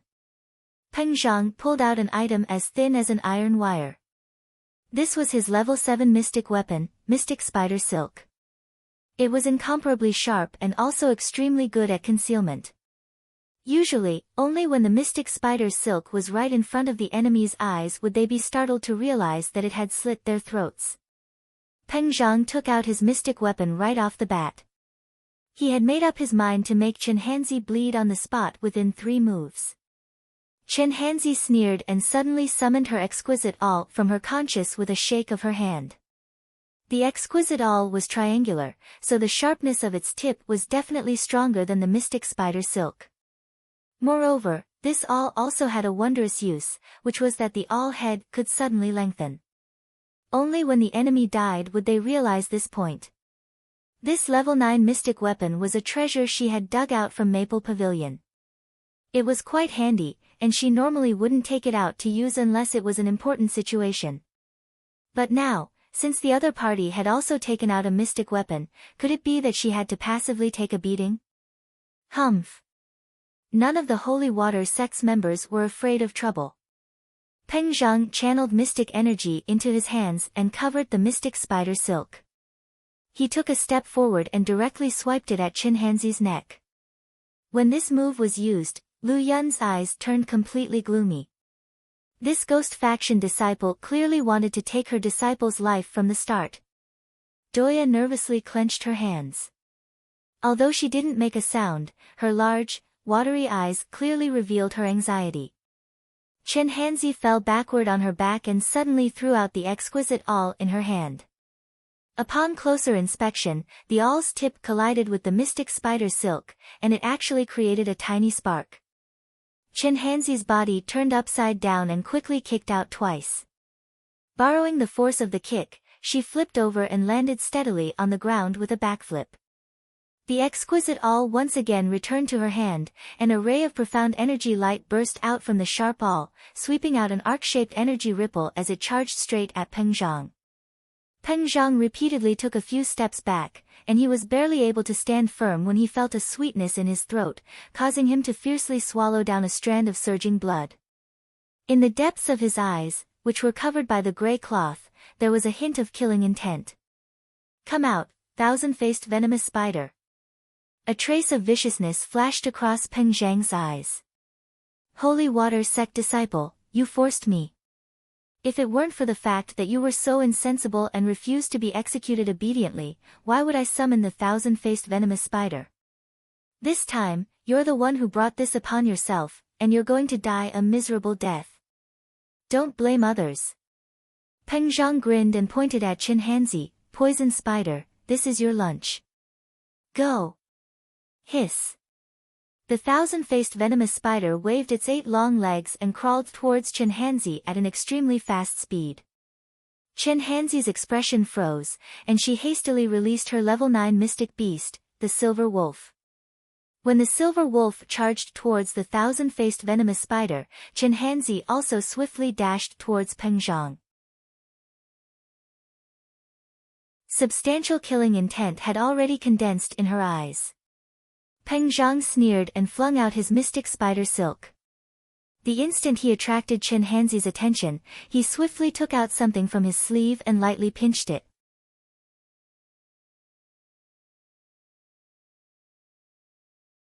Chapter 4:17. Arbor, who was sitting in his seat, abruptly stood up and stared at Peng Zhang with his sharp, cold eyes. "Hanzi, quickly admit defeat. Come down." Lu Yun also stood up and looked at her disciple with eyes full of anxiety.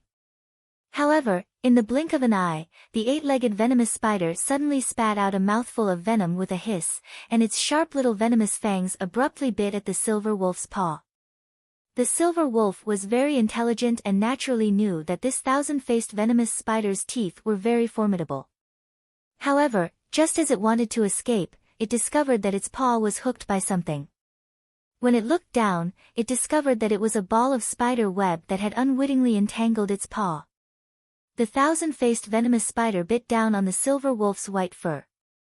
The silver wolf immediately fell to the ground and rolled around in pain.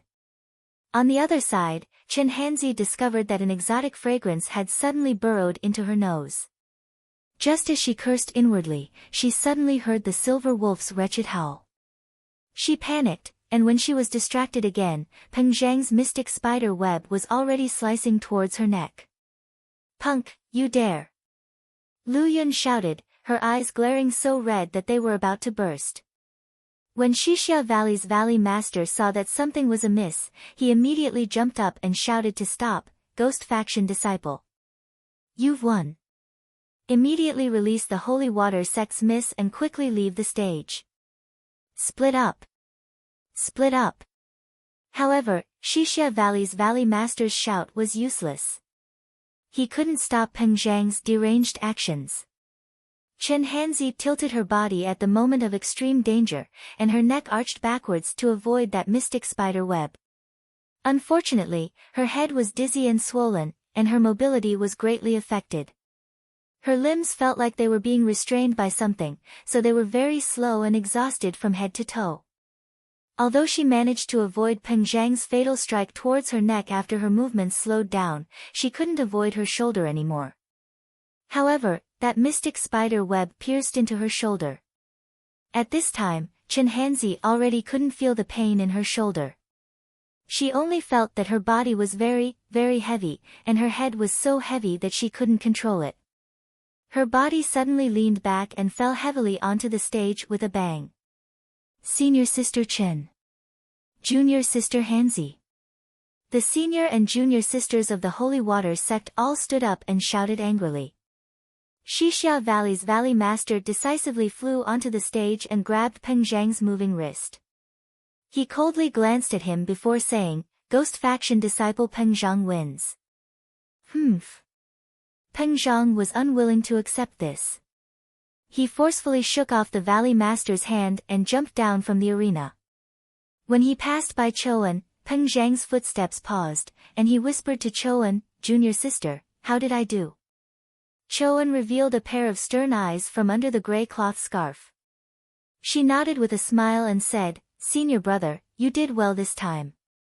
On the other side, several senior sisters from the Holy Water sect had already run up the stage and carried Chen Hanzi and the Silver Wolf down. Black liquid flowed out of their wounds, especially the Silver Wolf, which had been severely injured by the thousand-faced venomous spider. Its fur was constantly festering and falling to the ground in handfuls. Both of them were on the verge of death. Ghost Faction, you're so despicable. You actually used this kind of despicable poison. Doya furiously stood up and pointed in the direction of the Ghost Faction as she cursed. Don't say despicable, little sister from the Holy Water sect. This is a competition. As long as you can defeat your opponent, it doesn't matter if you use poison or medicine. As long as you use the right method and defeat your opponent, you'll win.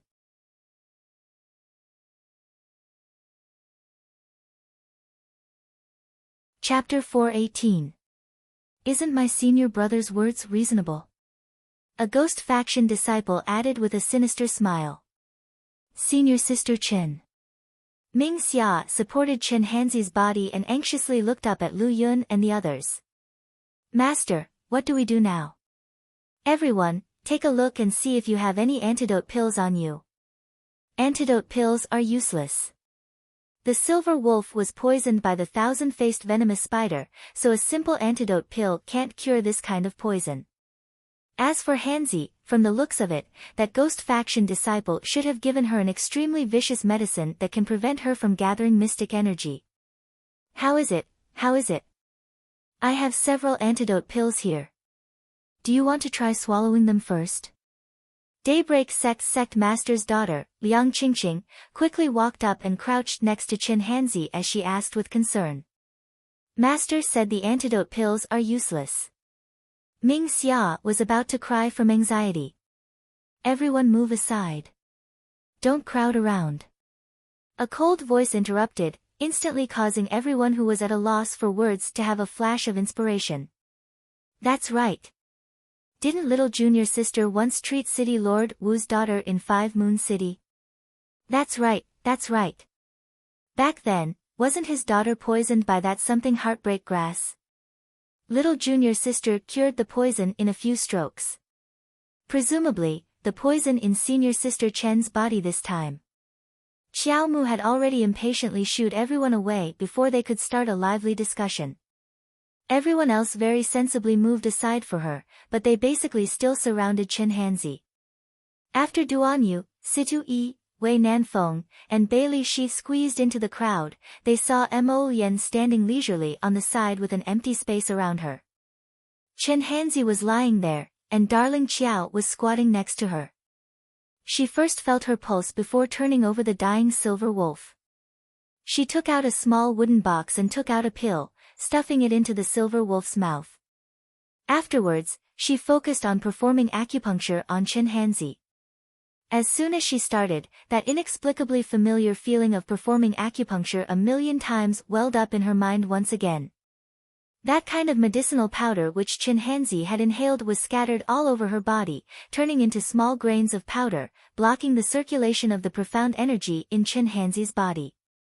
Arbor's hand that was holding the needle was slightly stunned.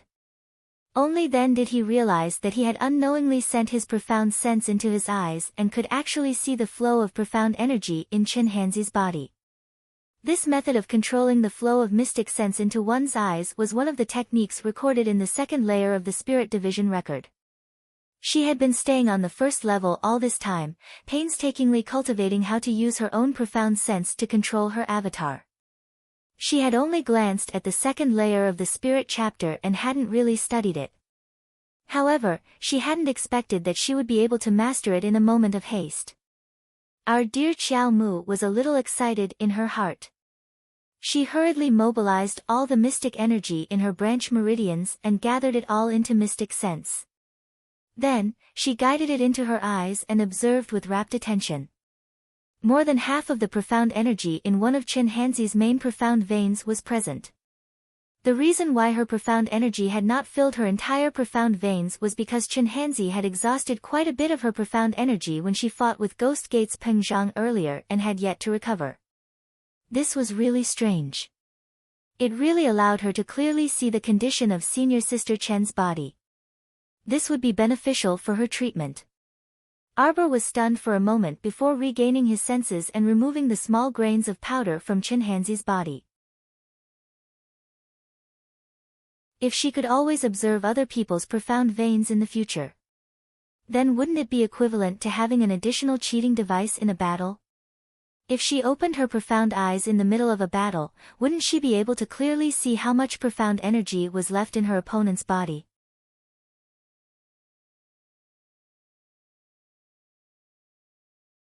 Chapter 419. However, in less than 2 minutes, her mystic conscience quietly dissipated. Not only that, her little head also felt a slight prickling sensation. Presumably, it was because she had overused her mystic conscience. Arbor didn't dare to recklessly use her mystic conscience again. Thankfully, she was fast, and in that short amount of time, the small dust in Chinhanzi's body was more or less cleaned up. Chinhanzi didn't inhale much to begin with, and in addition to her quick treatment, Chinhanzi's face turned from ghastly pale to slightly rosy pink in no time. When everyone saw that Chinhanzi's complexion had improved, they couldn't help but heave a long sigh of relief. Lu Yun's expression also looked better, and she asked softly, "Jojo, how's Hanzi's condition?" "It's nothing serious." Arbor stuffed a detoxification pill into Chinhanzi's mouth before standing up and saying, "Carry Senior Sister Hanzi over there to rest. She can't use mystic energy for 2 days, so she needs to properly nurse her body." "Okay, little junior sister." "Jojo, what's wrong?" Mo Lien suddenly grabbed her little hand and worriedly reached out to touch her slightly pale little face. "Is it very strenuous to perform acupuncture?" "I can help you." "I'm fine." Arbor hastily interrupted him and squeezed his hand hard, indicating for him to shut up. She knew what he wanted to say. He wanted to use medicine to help treat Senior Sister Chen. Did he think that she didn't know that there were side effects when superhumans used medicine? If the medicine was overused, it could even lead to a severe coma or something. How scary was that? It didn't take much effort for her to treat Senior Sister Chen and the Silver Wolf. Her complexion was only pale because she wanted to take a look at Senior Sister Chen's condition out of curiosity, which led to her overuse of her mystic conscience. She could recover to her original state with a little rest. It was best not to expose the Crown Prince's identity as an apothecary in front of others if possible to avoid trouble. Mo Lien's eyes curved slightly, and she chuckled softly and nodded. "Okay, I'll listen to you." What were these two talking about again? They couldn't understand. Everyone expressed their puzzlement with stifled hearts. Aya, little junior sister actually knows how to perform acupuncture. His medical skills seem to be pretty good. The person who spoke was Mu Yangda. It was unknown when he had approached the group, but at this moment, he was looking at Arbor with great interest, and a burst of laughter came from his mouth. Don't you know that little junior sister wants to scold you the moment she catches you? Go further away. Everyone looked at him in disdain, but Mu Yangda was thick-skinned and didn't care at all. He continued to stand beside everyone and look at Arbor with a smile. Arbor didn't have time to care about her. She was trying to save senior sister Chen's silver wolf. The silver wolf's injuries were even more severe than senior sister Chen's. Its wounds had completely festered. The thousand-faced venomous spider's venom was very strong and corrosive. Some of the flesh around the wound was even necrotic. Arbor was using a small dagger to cut off the necrotic parts of the silver wolf. He quickly cleaned the wound, took out a pack of powder, sprinkled it on the cloth, and then firmly covered the silver wolf's wound.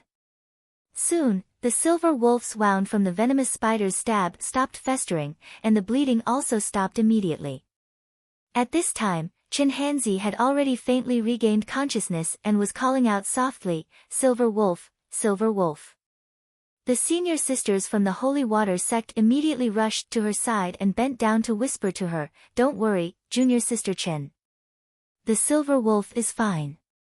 Little junior sister saved it." Only then did Chenhanzi let out a sigh of relief. Her vision darkened, and she quickly fainted again.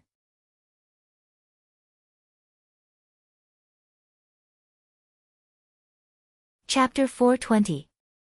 Peng Zhang sat in the Ghost Faction's seating area and watched the Holy Water sect's people busily treating the silver wolf from afar. A disdainful and callous smile spread across his face. A waste of effort. If the mystic abandoning powder he gave Chenhanzi could still be cured. The silver wolf's bite from the thousand-faced venomous spider simply couldn't be treated. Those foolish women from the Holy Water sect still wanted to vainly save the silver wolf's life. He was very familiar with the thousand-faced venomous spider's poison.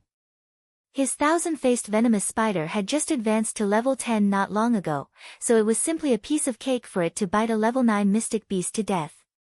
With the silver wolf dead, Chenhanzi, a mystic cultivator who had lost her mystic beast, naturally had her strength greatly reduced. Putting aside the fact that she couldn't contract with other mystic beasts in the future, at least her mental state definitely wouldn't be able to overcome this hurdle, and her life would come to an end. Ha ha ha. Peng Zhang straightened his back and sent a look to junior sister Choan beside him, "Watch carefully, junior sister. Senior brother will vent your anger for you, starting with this female disciple." Choan smiled without batting an eyelid. However, her face that was buried under the gray headscarf soon scrunched up.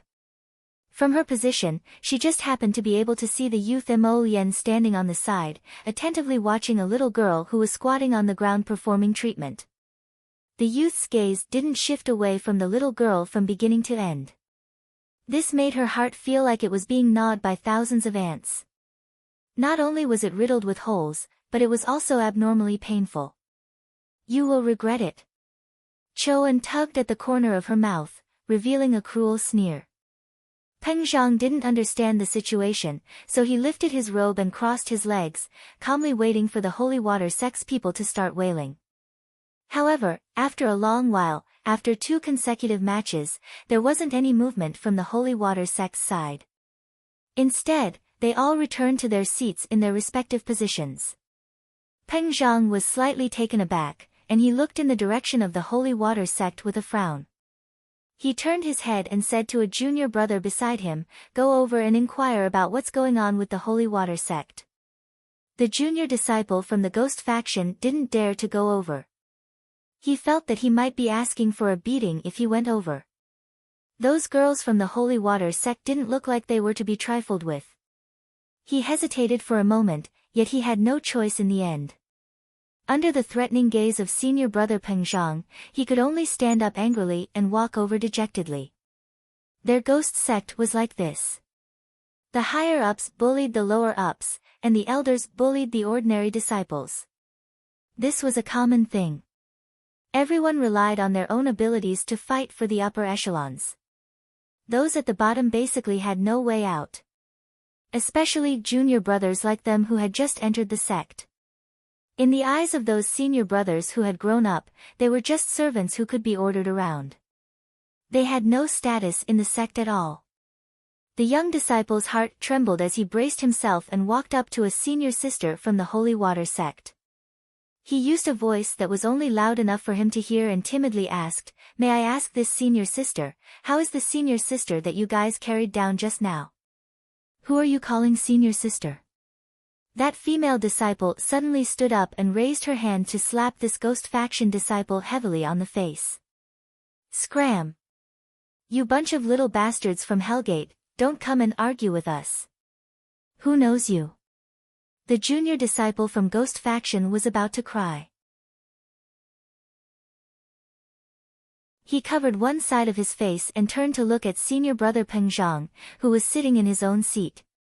He saw that half of his face was gloomy, and his expression was a bit frightening. Senior sister, I also didn't want to come over." The junior disciple covered his face and retreated a step.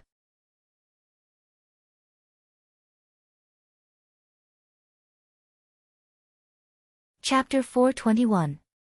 He was so timid that he practically didn't dare to look at the expressions of the surrounding Holy Water sect disciples. These Holy Water sect women all had extremely unsightly expressions, as if they would immediately pounce on him and tear him apart. He just knew that this was an arduous task. Senior brother Peng Zhang had sent him here purely to find trouble. "Humph, go back and tell him that if he wants to know about our senior sister Chen's situation, then tell him to come over himself. But let's see if he dares or not." That senior sister raised her eyebrows and looked at the Ghost Faction disciple provocatively. Another Holy Water sect disciple beside her started laughing. This kind of cowardly tortoise only knows how to use some despicable methods on the stage. He doesn't even dare to run over to our territory to behave atrociously, so don't even think about it. The Ghost Faction disciple cast a pleading look at Peng Zhang, but the latter glared at him in dissatisfaction with a taut face. The Ghost Faction disciple dejectedly returned to his seat and secretly said to Peng Zhang, "Senior brother, the Holy Water sect wants you to personally go over and ask. Are they worthy?" Peng Zhang sneered and rubbed his thumbs. "In order to hide our abilities before the competition, we instead caused junior sister to suffer grievances. Now, we don't need to anymore. These Holy Water sect girls will soon know that our Ghost Faction isn't so easy to provoke." Peng Zhang gazed darkly at Xiao Mu. Xiao Mu keenly sensed his gaze and turned her head to look at him. Her pair of eyes that were as tranquil as an ancient well contained a 10,000-year-old chill, causing Peng Zhang to inexplicably shudder. Chen Hanzi's injury was simply a fuse. Following that, whenever the Holy Water sect disciples encountered members of the Ghost Faction, they would be extremely ruthless in their attacks. Both sides had injuries of varying severity. Overall, it was still the Holy Water sect that had the upper hand. As long as the Holy Water sect disciples were wary of the Ghost Faction's poisoning methods and seized the initiative, they would absolutely suppress the Ghost Faction with their orthodox cultivation techniques. After several rounds, the Ghost Faction disciples were all suppressed by the Holy Water sect girls and carried off the stage with heavy injuries. Ghost Surt's expression was very unsightly. At this time, Ning Bihuan defeated a Ghost Faction disciple with her silver spear and even heavily injured him. The Ghost Faction's elder Gue Buddha finally couldn't help but curse, "Eldest Miss Ning, you're too heavy-handed." It was fine if the Holy Water sect's people had accumulated grievances with the Ghost Faction, but even the Omni Faction's Ning Bihuan, one of the 5 factions, treated the Ghost Faction's people like this. Elder Ghost didn't know what to say. His old face was solemn and taut. When he looked at Ning Bihuan, there seemed to be a raging fire burning in his eyes. However, Ning Bihuan didn't care. She raised her hand to stop Elder Ghost's words. "Since we agreed on a competition, then everyone should bring out their true abilities to fight. Everyone should rely on their own abilities. If you're afraid, you can just go on stage and admit defeat. I don't care." Once he finished speaking, he shrugged in an infuriating manner, as if he looked down on Elder Ghost. Ghost Surf was angered half to death by this clumsy Ning Bihuan. He glared angrily at Peng Zhang and the others. Why haven't you carried your junior brother down yet? How shameful. He didn't pick a good day. After these few matches, more than half of their Hellgate disciples were seriously injured. How unlucky was this? Right now, he was a bit vexed about Peng Zhang's previous willfulness. If it weren't for him starting this conflict, how could things have developed to such an unmanageable state?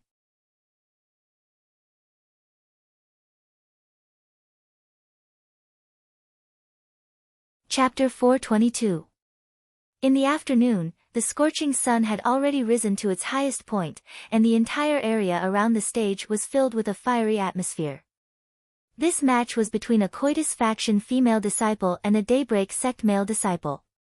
The Coitus faction female disciple threw herself into the male disciple's arms as soon as she came up, startling him into retreating repeatedly. That female disciple was still muttering, "Little big brother, don't hurt me," when the Daybreak sect disciple suddenly rushed in front of her and smashed her to the ground with a slap. The entire area was silent for a moment before bursting into cheers. Arbor speechlessly looked above the stage. The Daybreak sect disciple seemed to have been provoked, and his entire body was like a little calf as he exerted a burst of brute force. He grabbed the Coitus faction female disciple's hair with one hand and even slapped her with his other hand. In the beginning, the Coitus sect disciple was still crying out softly, "Ayu, oh, oh." Then, he was beaten until his true colors were revealed. Flustered and exasperated, he roared, "You little bastard, stop. This old lady's hair. This old lady's face. You freaking stop right there. Everyone, come out." The Coitus faction female disciple summoned her mystic beast. She was about to go mad from anger. Her makeup, her image, her beautiful clothes, and her headdress. They were all completely ruined by this barbarian in front of her.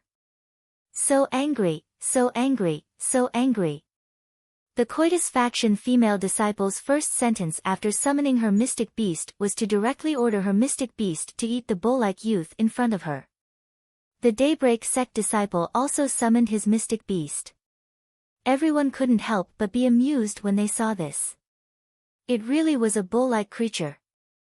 This bull-like creature was very large, and when it stood on the stage, the two people were directly squeezed to the edge of the stage.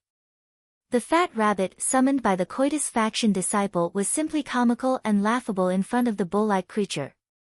Therefore, everyone soon saw that the Coitus faction female disciple and her fat rabbit were completely crushed by the Daybreak sect disciple and the mystic beast bull-like creature. The fat rabbit was being trampled under the bull-like creature's hooves, and it truly looked somewhat pitiful. The Coitus faction female disciple was no longer as coquettish and flirtatious as when she first went up on stage. At this time, she was beaten into a sorry state. Her face was ashen, and her eyes were spitting fire as she angrily said, "Wait. I admit defeat." The one-sided beating finally came to an end.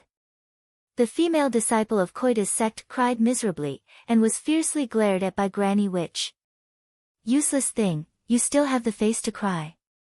"Master." Tears streamed down the woman's face. She felt wronged. How could she have known that the barbarian bull would completely ignore her charm technique? Did he think that she liked to throw herself at him? That was one of the basic cultivation techniques of the Coitus faction. Unfortunately, before she could fully display her charm technique, she was viciously beaten by that little brat barbarian bull. It was too infuriating. Go back and train hard. Granny Witch's cold words caused this Coitus sect disciple to involuntarily tremble all over. Xixia Valley's Valley Master couldn't help but sigh in relief when he saw that this beating had finally ended. He continued to call out numbers with a smile on his face. Number 82, Holy Water Sect Disciple Arbor accepts the challenge. Xixia Valley's Valley Master was abruptly startled. Under everyone's puzzled gazes, he continued to recite, Ghost Faction Disciple Choan. The audience was in an uproar. Everyone was too familiar with number 82. Wasn't this the number that the Holy Water Sect's young lady changed to? Shouldn't her opponent be that daybreak sect disciple Mu Liangda? Why did she change again?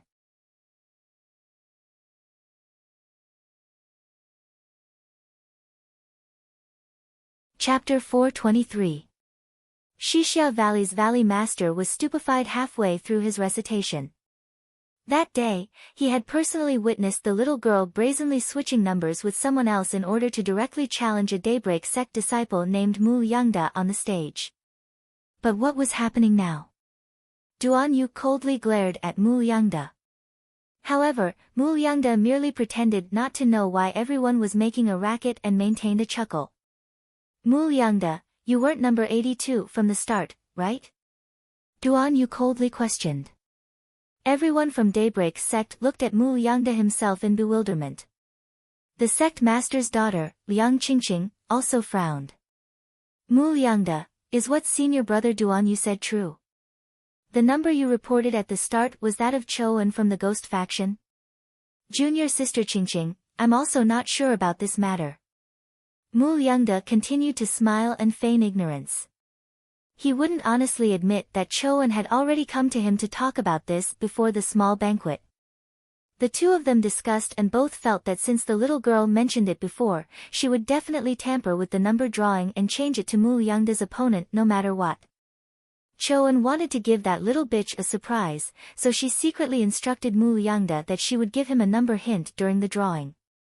If the little girl really came to ask him, he would report Chouan's number to the little girl. Mu Liangda naturally approved with both hands raised. Since he was bound to have a battle with that little girl, he was quite happy for someone to challenge the little girl before him so that he could figure out her ins and outs. After all, he was still a bit flustered by the meaningful gazes that several people around him were giving him. If the little girl didn't have something outstanding about her, why were they all staring at him with those strange gazes? Chouan truly hit it off with Mu Liangda when she came to find him and conspired against the little girl. Both of them obtained their own desires and achieved their goals. Xiao Mu was originally exceptionally intelligent, so she naturally understood what Duan Yu could figure out after thinking about it for a bit. Pretty good. Jackals of the same lair even learned to scheme against the little girl. She would let them know that in the face of strength, all schemes and tricks were nothing. Arbor stood up from his seat, and Mo Yen coldly looked at the Daybreak sect disciple, Mu Liangda, who was secretly pleased with himself. There was still a refined and courteous smile on Mu Liangda's lips, but when his gaze met the Crown Prince's extremely cold and oppressive gaze, he couldn't help but quickly avert his gaze as his body inexplicably trembled slightly. Mu Liangda. When the little girl walked to the front of the stage, she suddenly turned around, and her eyes shot toward Daybreak sect's seating area like lightning. She coldly said, "Since you want to see my strength first, then I'll let you see it. I hope you have the courage to accept my challenge in the next match. Don't be a coward." Ugly. Everyone was speechless. Mu Liangda's expression immediately turned extremely ugly, as though it had been painted green. Why was he a coward? Even his own sect's disciples were looking at him with disdain. What was going on? Duan Yu sneered, "Mu Liangda, you're a Daybreak sect disciple. You should be very clear about the situation of the 3 sects and 5 factions. It won't do you any good to be too close to people from the ghost faction. You understand?" When Mu Liangda saw the gazes his senior and junior brothers and sisters cast over, he felt so stifled that he almost couldn't take it anymore. He and Chouan were merely taking what they each needed, so why did it sound like he had betrayed the sect and colluded with the ghost faction in Duan Yu's mouth?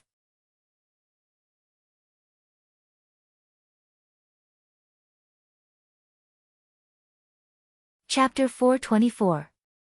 Everyone, please don't misunderstand. Mu Liangda hastily said, "Senior brother Duan Yu, I really didn't get close to the ghost faction. Duan Yu waved his hand, not wanting to speak with him anymore. Liang Qingqing also glanced at him disappointedly.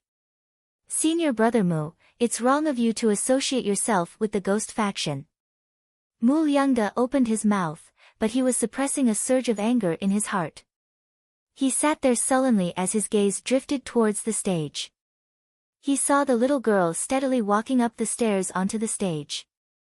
A snow leopard with white fur landed at her feet with a whoosh. Choan leaped onto the stage with a very lithe posture. It was impossible to tell that she had her hand chopped off a few days ago and was on the brink of death. Choan's gaze landed smugly on Arbor's face. What? Very surprised, right?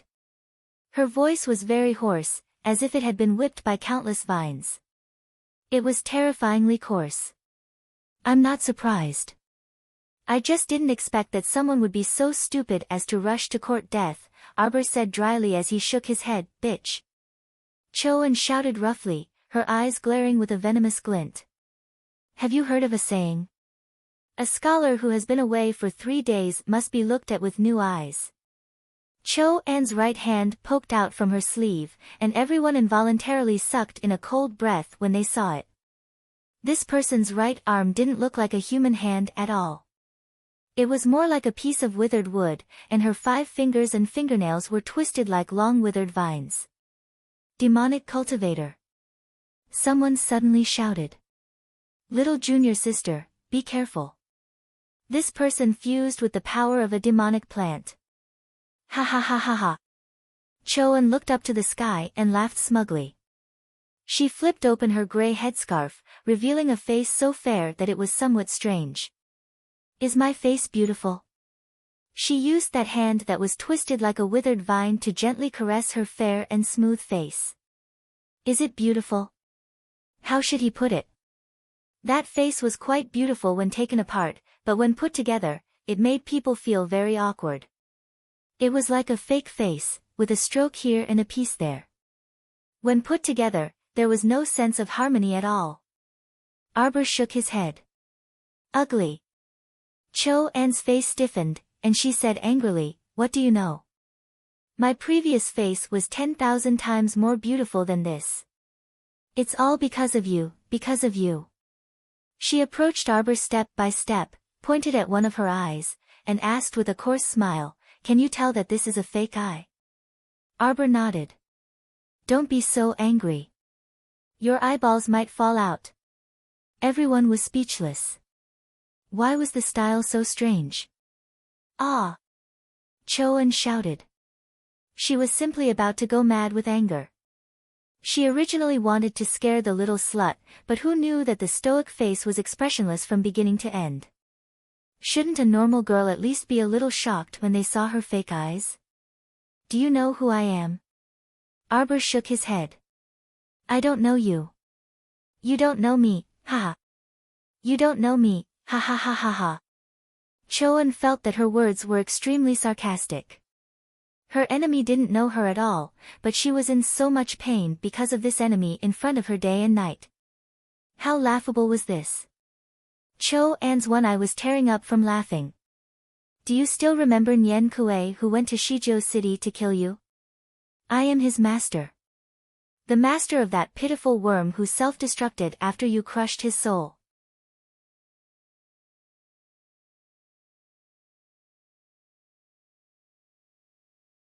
Chapter 425. She didn't reveal a shocked expression like the others, nor did she point at Choan and shout, so it's you. The little fellow only tilted her head and thought for a moment before nodding and uttering an oh. Everyone, dot. Why did they feel like they would be angered to death if they conversed with the little girl? You finally revealed your background with surging passion and deep hatred, right? It was supposed to be very exciting and should have been a gasp of surprise. However, the other party merely threw an oh at you indifferently, like a basin of cold water drenching you from head to toe. All of your excited emotions abruptly disappeared. Choan trembled in anger. You don't remember Nyen Kue? I feel that whether I remember one of your subordinates or not doesn't have much to do with our current battle. Arbor patted the snow leopard's head indifferently. After saying so much, can we get to the point? She felt that these people were very boring.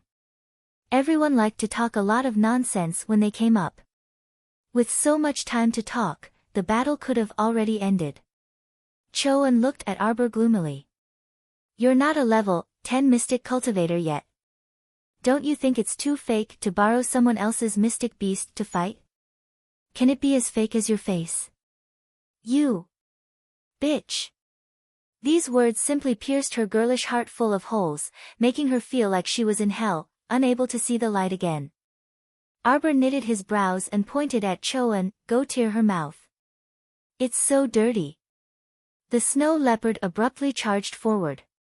Choan stretched out her 5 claws, and her withered vine-like arm swept toward the snow leopard's head with a whoosh. She shouted sternly, you're breaking the rules too much. This snow leopard isn't yours at all. You can't let it participate in the battle. If it's not mine, then is it yours? Why don't you make it listen to you? Arbor coldly followed up. Ah! Come out. Choan's eyes shot out a cold and vicious glint. With a furious shout, a very long centipede suddenly burrowed out from her side. The most disgusting thing was that there was actually an ugly human face on the centipede's head. As it crawled, that face kept faintly facing you, and several hundred pairs of slender legs densely stretched out. Xiao Mu jumped back a step. Although her small face was expressionless, her entire body was bristling. Fortunately, the snow leopard took a step forward and stood in front of her, slapping the human-faced centipede. The little fellow stomped on the ground and charged towards Choan. With the ferrule in his hand, the profound energy in his entire body surged. He was already in a state of violent rage. So, a line of fire shot out from the ferrule, directly breaking through the solid stone tiles of the arena, scraping out a shallow gully, and surging towards Choan's feet. Choan did not panic. She swung out her vine-like arm and smashed it into the incoming line of fire. A slender figure had already arrived in front of Choan. Without saying a word, a ferrule struck towards Choan's abdomen. Choan's pupils constricted. She hurriedly released her vines and wrapped them around her abdomen. Bang!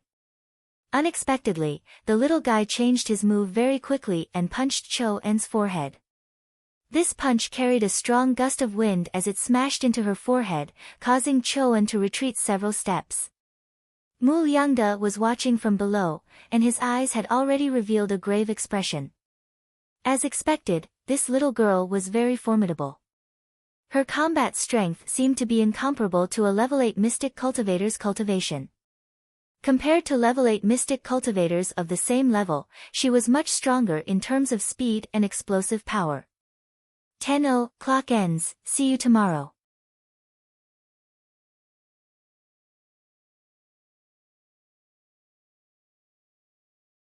Chapter 426. Crack, the sound of her forehead cracking entered Choan's ears, causing her hair to stand on end. Bitch, bitch.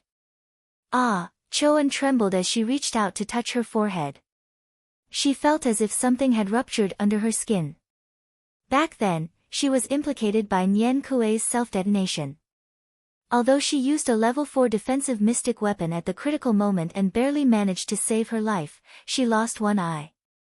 All the skin on her body shattered and even festered due to the explosion. Her father rushed her to the ghost sect and begged ghost physician Lu Yizhi to treat her. She was mended piece by Lu Yizhi. Her face was unnatural and uncoordinated compared to other people's normal faces. She knew better than anyone else. More than anyone else, she wanted to regain her face that originally belonged to her. But was it possible? Impossible. Because of this woman in front of her, she had already lost her face forever. But now, this woman was so cruel that she even wanted to destroy her fake face. Choan was that commandery Princess Hui, and who was doted on by everyone back then. At this moment, she was staring at the little girl standing in front of her with a sinister eye. If she hadn't coincidentally bumped into her in Shixia Valley this time, she still wouldn't have known who the commoner village girl from Shijiao City that the crown prince had been protecting so well was. After her accident back then, her father felt that something was amiss. Nian Kuei couldn't have self-detonated for no reason, so perhaps someone was scheming against her behind the scenes. Her father quickly sent people out of the capital to Shijiao City to investigate the whole story. However, not long after, her father secretly came to tell her that the people he sent out were all intercepted and killed by His Highness the Crown Prince. In the future, they probably couldn't send people to Shizhou City to investigate anything. Otherwise, they would definitely infuriate the Crown Prince and cause unnecessary trouble. His Highness the Crown Prince was warning them not to touch that person in Shizhou City again. Ha, ha ha ha. Commandery Princess Hui-en was laughing so hard that she nearly choked. Suddenly, a piece of dead wood shot out from under her perfectly fine chest lapel and struck Arbor's head. Arbor had been paying attention to this mentally unstable woman. When she was laughing and crying, Arbor was already on guard against her. As a result, this piece of dead wood that suddenly drilled out from under her chest didn't hurt Arbor at all. Instead, it was broken by her with a backhand slap of her ferrule. I didn't expect that my commandery Princess Hui-en of the vassal king of an Nan's estate would have such a day. Hui-en turned her head and looked deeply at Mo Yen. Your Highness, do you regret it? Mo Yen's slender brows were completely furrowed. However, Duan Yu suddenly jumped up from his seat and shouted, "See! I told you that it was your love debt that had implicated our Jojo." Mo Yen turned to glare fiercely at Duan Yu, feeling extremely impatient with this commandery Princess Hui-en. Back then, if the vassal king of an Nan hadn't sensed his intentions and immediately sent Hui-en out of the capital to become a disciple of the ghost sect, how could he have let this babbling woman off? What an inexplicable woman. She should have known when she started talking to herself and making a move on his Qiao Qiao. Karma was a circle. What was wrong with his darling taking revenge on her? Could it be that she was the only one allowed to kill people as she pleased and others weren't allowed to retaliate? Who was she pretending to be the victim for?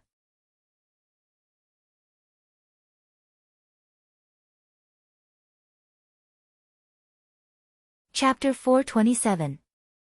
Arbor furrowed his brows. For some reason, he felt uncomfortable in his heart when he saw that masquerade woman looking at Mo Yen with a mournful expression. You're not allowed to look at me and act pitiful. You're not allowed to act. Arbor tilted his head and suddenly shot up, sending waves of mystic energy toward Commandery Princess Hui-en below him. The current Commandery Princess Hui-en already struck fear into everyone's hearts. Strips of dead wood actually burrowed out of her body and wriggled as if they were alive. That scene was truly too beautiful, and people could not bear to look at it directly. Master, what's going on? Are demonic cultivators such terrifying existences? Doya covered her mouth with both hands, a trace of horror on her face. Lu Yun shook her head and said, no, she shouldn't be a pure demonic cultivator. This ghost faction disciple was originally a mystic cultivator. Some people in this world can't open their mystic meridians and become a mystic cultivator, so they don't hesitate to use crooked methods to merge their bodies with evil beasts and plants to pursue the realm of a demonic cultivator. This ghost faction disciple is already a level 10 mystic cultivator, so she shouldn't be pursuing a demonic cultivator, right? Lu Yun was perplexed after much thought. Yang Shirong also nodded repeatedly on the side. Murong Sun looked at Commandery Princess Hui-en on the stage. At this moment, the area below her neck was completely enveloped by intertwined dead wood. It was as if she was wrapped in a cocoon made of dead wood. Other than her head being intact, every other part of her body could no longer be called a human's. Xiao Mu looked down at the puppet inside the withered wooden cocoon from above.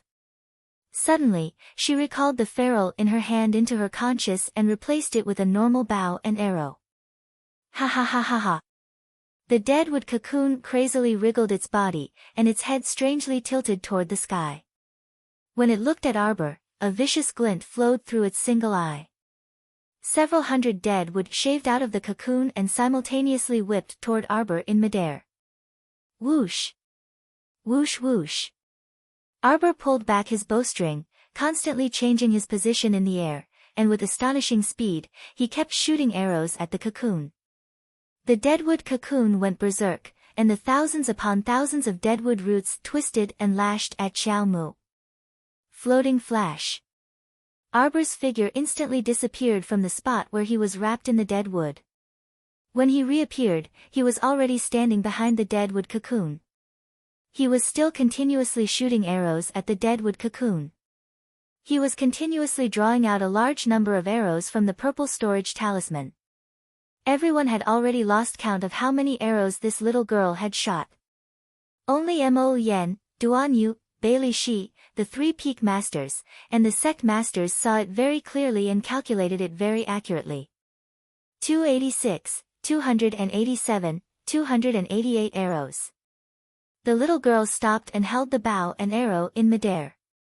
She looked coldly at the inhuman thing that kept going crazy and whipping the arena with a withered branch. Ah! Ah! Commandery Princess Hui An had completely sunk into insanity. At this time, the little girl suddenly spoke. The human body has 409 acupuncture points. Among them, the 108 acupoints were more important. Now that you're in this ghastly state, I can't even see the acupuncture points below your neck clearly. So, just in case, I shot 288 arrows at you. That's about all the acupuncture points, right? The little girl muttered to herself. Your arrows are useless against me. Commandery Princess Hui An roared angrily.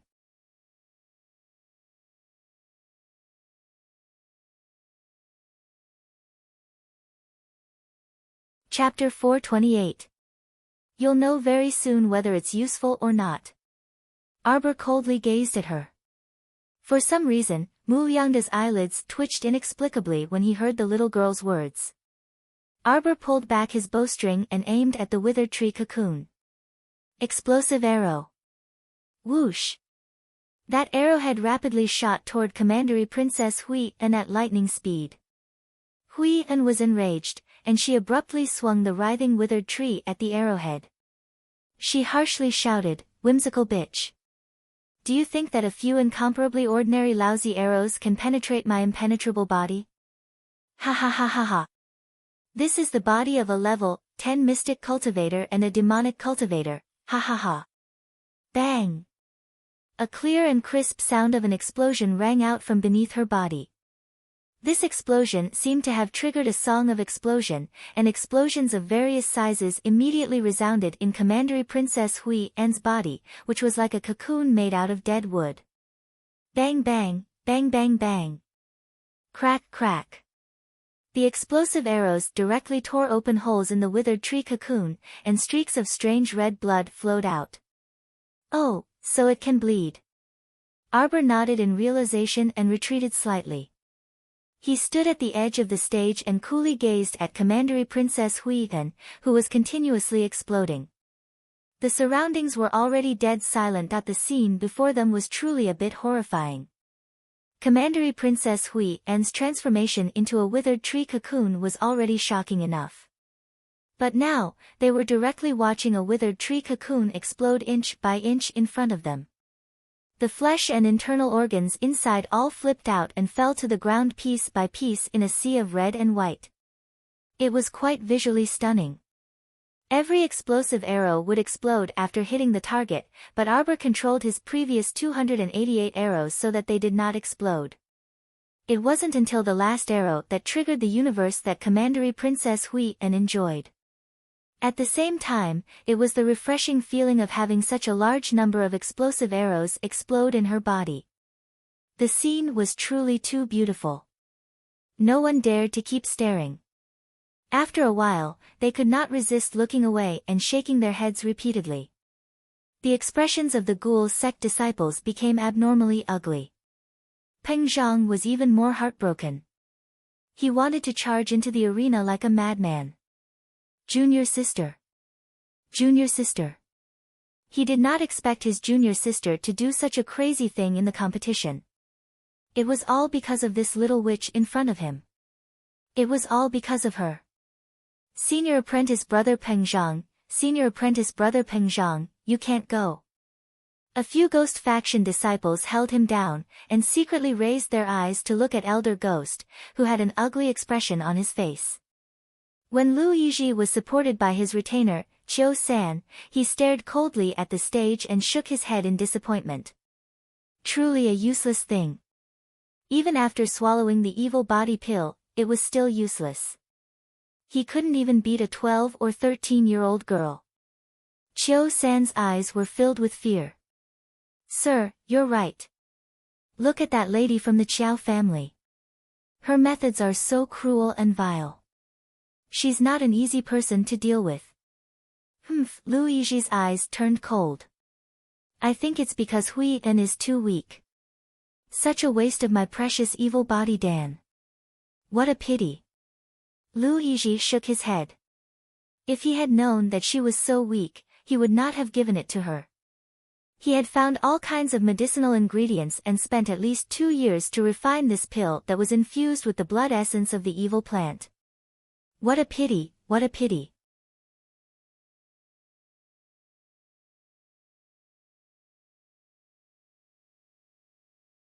Chapter 429. Sir, should I help you back? Chiao-san asked quietly as he supported Luigi.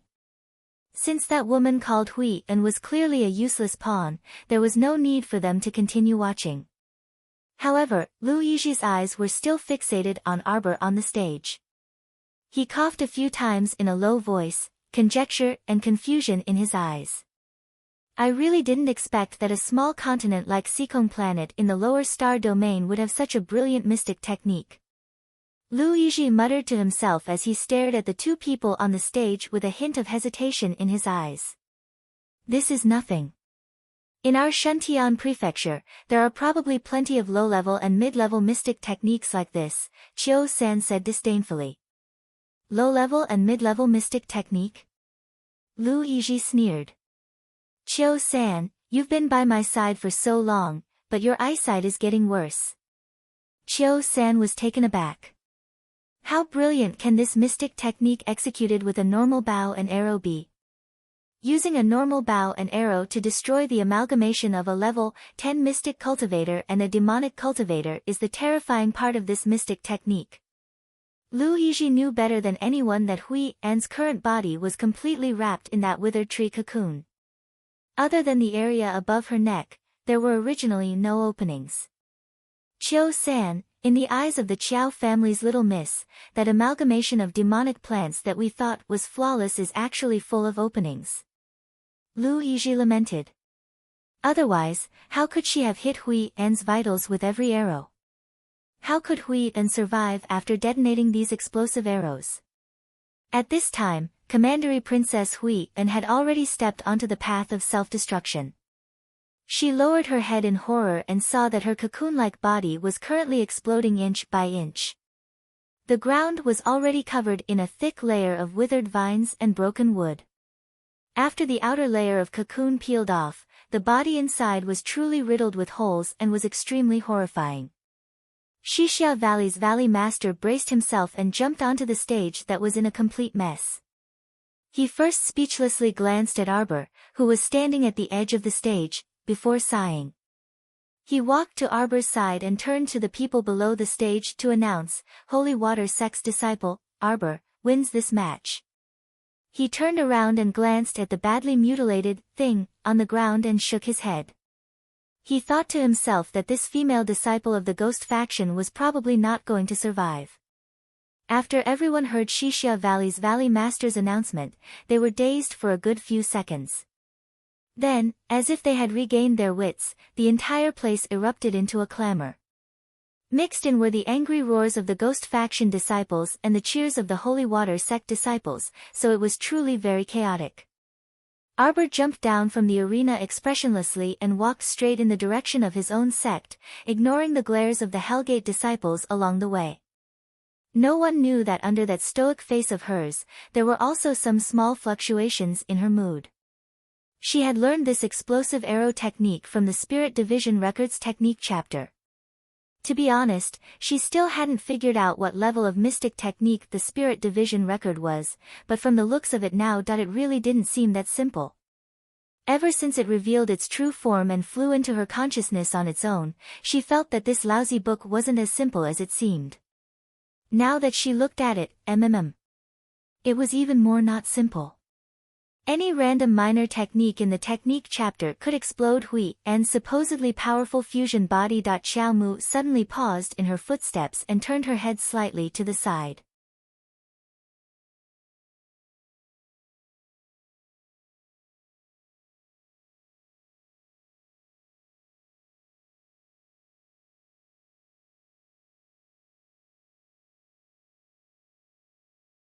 Chapter 431. Sir. Do you think that youth was sent down by one of the aristocratic families from the 6 prefectures to gain experience? Qiu San still didn't believe that someone could comprehend the fire spirit's origin at such a young age in this insignificant Seacombe planet in the lower star domain. If that was true, then what kind of frightening talent was that? Lu Yizhi didn't say anything else and silently stared at the stage for a while before turning around and quietly leaving with his attendant Qiu San. He could only rejoice that he had only given a demonic body pill and not a level 12 mystic breakthrough pill. Otherwise, his losses would have been even greater. Hui An wasn't of great use. At this time, Hui An's eyes were filled with fear, bewilderment, bitter tears, vexation, struggle, and disappointment. However, none of these emotions entered the Crown Prince's eyes. His gaze didn't even linger on her for half a second. Hui An, whose face was contorted from the pain of being burned by the purple flames, wailed miserably. No. He didn't even look at her. He didn't even shift his gaze. Ah. Father, Hui An is in so much pain. So much pain. Only then did she remember the warning her father gave her before he sent her to the gates of hell: don't provoke that person in Shizhou City again, or else even father won't be able to save you. Mo Yen didn't care about how bitter and regretful Commandery Princess Hui An was. Even now, his heart was still thumping madly. When he saw that sword heading straight for the little fellow's back, Mo Yen felt like his heart was about to jump out of his chest. This Hui An simply deserved to die 1,000,000 times. He even had the urge to skin her alive. Reaching out to hold the little fellow's small hand, Mo Yen lowered his head to examine her from head to toe. Seeing that she was unscathed, he sighed in relief. Thank goodness you're all right. Arbor looked up at him and suddenly patted his chest lightly. Her dark eyes clearly said, don't be afraid, what could happen to this darling? Mo Yen suddenly hugged her tightly, chuckling softly as he hugged her. His darling was so funny. Xiao Mu tried her best to raise her head in his arms and stretch out her small paws to push him away. However, for some reason, his aggrieved voice from back then kept echoing in her mind, don't push me away, don't push me away. Arbor withdrew his claws somewhat sullenly, thinking to himself, maybe what happened just now really scared him a little. Sigh, men are really too easily frightened. Arbor lifted his chin helplessly, put his little hand behind his back, and patted him gently. Murong Sun immediately jumped up, but before she could angrily yell, damn punk, let go of my disciple, Shixia Valley's Valley Master, this good-natured person, jumped out first and shouted, next match. Holy Water Sect disciple Su Shanshan accepts the challenge of Daybreak Sect disciple Liang Qingqing.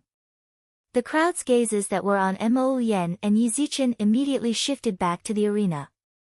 However, the shock in his heart towards the youth could not be calmed down for a long time. Only a small cluster of purple flames was left. It fell to the ground and slowly burned. As for Hui An, she had already been burned to ashes at some point in time.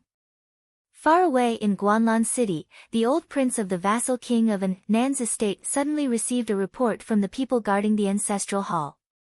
He hastily rushed to the ancestral hall and collapsed on the ground when he saw his daughter's eternal life lamp extinguished. Hui An, she died. She didn't even leave behind a word before she died. Oh, his daughter. The old prince was overcome with grief. Princess Anam rushed over and burst into tears the moment she entered the room.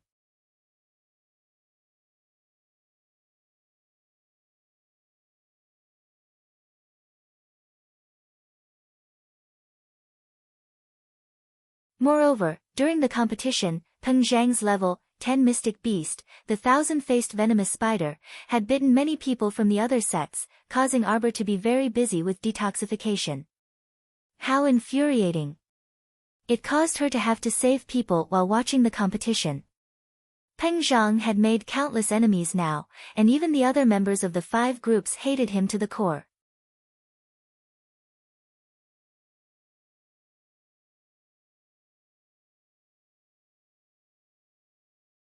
Chapter 433. The first match of the top 20 was between Daybreak Sect's Duan Yu and Ghost Faction's Peng Zhang. Elder Ghost was a bit nervous. Their sect only had one person who entered the top 20. If they were eliminated this time, then they really would have no face left. If they couldn't even enter the top 10, how could they face the sect master when they returned? They would most likely be hacked to death by the sect master. Peng Zhang, you have to do well. Elder Ghost silently cheered for Peng Zhang in his mind. Peng Zhang coldly looked at the youth who was slowly walking up the stage with his arms folded. The youth was wearing a brocade robe and long shoes. He held a raven bone fan in his hand, and his face was as handsome as jade. Duan Yu was wielding a weapon. This was her first time seeing a youth wielding a weapon. Arbor's eyes brightened slightly.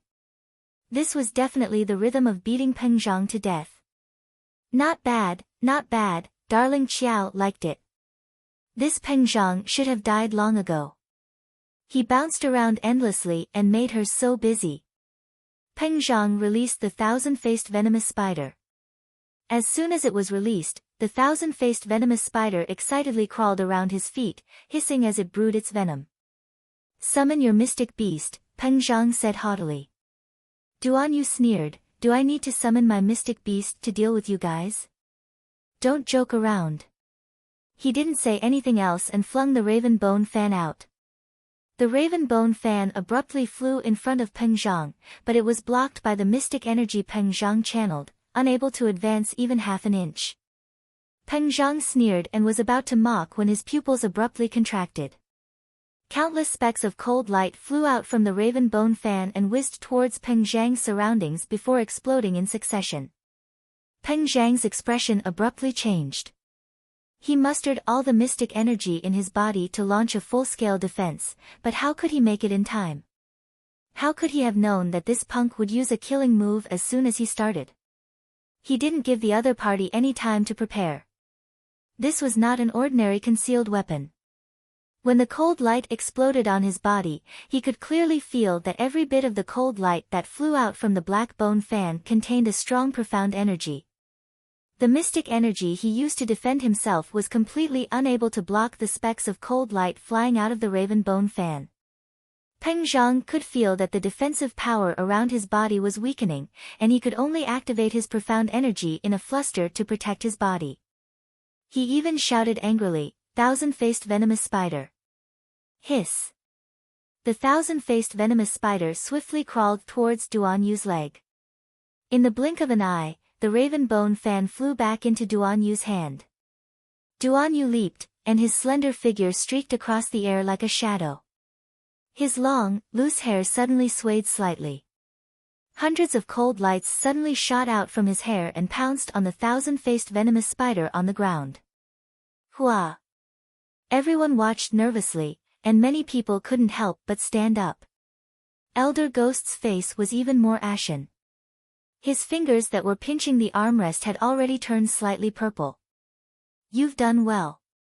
Peng Zhang. You're the only one left in the sect. After Duan Yu closed the raven bone fan in his hand, he flicked it slightly with his raised wrist. The black bone fan abruptly transformed into a long sword. Following the youth's figure, it was suddenly delivered to Peng Zhang's throat. The blazing sun was like fire, the sunlight shining down. At that moment, everyone felt as if the youth's figure that was suspended in midair had become transparent. The long sword slashed open Peng Zhang's neck. Peng Zhang turned pale with fright as his eyes bulged.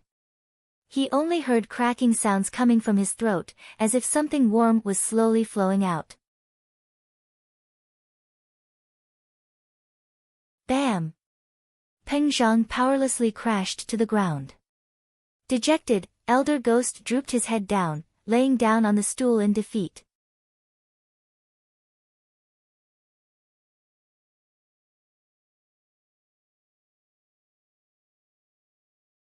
Chapter 434. The youth gracefully landed on the ground and withdrew his long sword, turning it into a fan again as he gently waved it. Needless to say, this handsomeness not only made the coitus sex love-struck infatuated, but even their own daybreak sex female disciples clasped their faces and called him senior martial brother. When Xixia Valley's valley master rushed up, Peng Zhang had already breathed his last. His venomous spider was still hanging on by a thread after being attacked by 100 cold glints, but it immediately died the moment its master died. With one man and one beast's corpses strewn across the stage, the valley master didn't know what to say anymore. Say that the youth was too ruthless and killed his opponent in a few moves. But he didn't even summon out his mystic beast. He clearly went easy on him. In the end, it was still because Peng Zhang was too weak. Duan Yu was careless and killed him. In a moment of carelessness. Xixia Valley's valley master comforted himself like this, but even he couldn't continue making up this lie. After Xixia Valley's valley master announced the results of the match, Duan Yu jumped down from the stage and excitedly ran toward Arbor. Jojo, I killed that bad guy. Are you happy? Duan Yu's question caused the ghost faction disciples' faces to darken. Happy, Arbor replied bluntly. Humph. Mo Yen rolled her eyes at him. I'll do it in one move. Bah. Duan Yu simply moved a small square stool and squeezed himself next to Arbor. Jojo, what grudge do you have with Mu Yangda? Tell me about it. Everyone pricked up their ears. After 2 more matches, it would be Arbor's match against Mu Yangda. Everyone felt that it would definitely be worth watching. Of course, they were also very curious as to why this little junior sister of the Holy Water sect kept wanting to challenge Mu Yangda one-on-one. Arbor tilted his head and pondered. Enemy. The little fellow suddenly thought of something and left her seat to run to Daybreak sect master Liang Wanshan. She cupped her hands respectfully. Sect master, I'm going to kill your sect's disciple, Mu Yangda, in a moment. It has nothing to do with our sections. This is a personal grudge between me and him. Please forgive me if I'm overboard. The stifled sect master Liang, the heavenly Tao sect master, Sita Min, laughed. Sect master Liang, this little fellow came to greet you. Murong Sun also found her disciple unbearably adorable. When she received Liang Wanshan's speechless gaze, she broke into laughter and said, I really don't know why. However, this disciple of mine has always said whatever she wants to say. If she says that she has a grudge against your virtue, then that's it.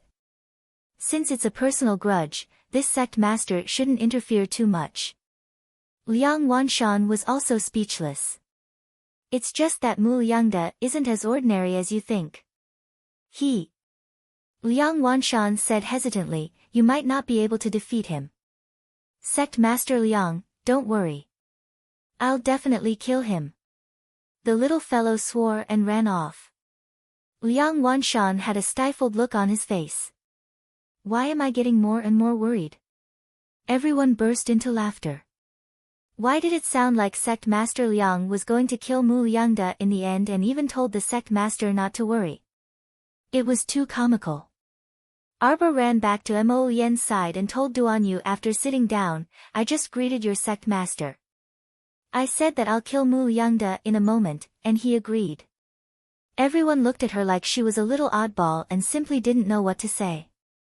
Duan Yu immediately lost his integrity and encouraged, Jojo, do your best. You can do it. Mo Yen, young man, where's your integrity? You're too shameless.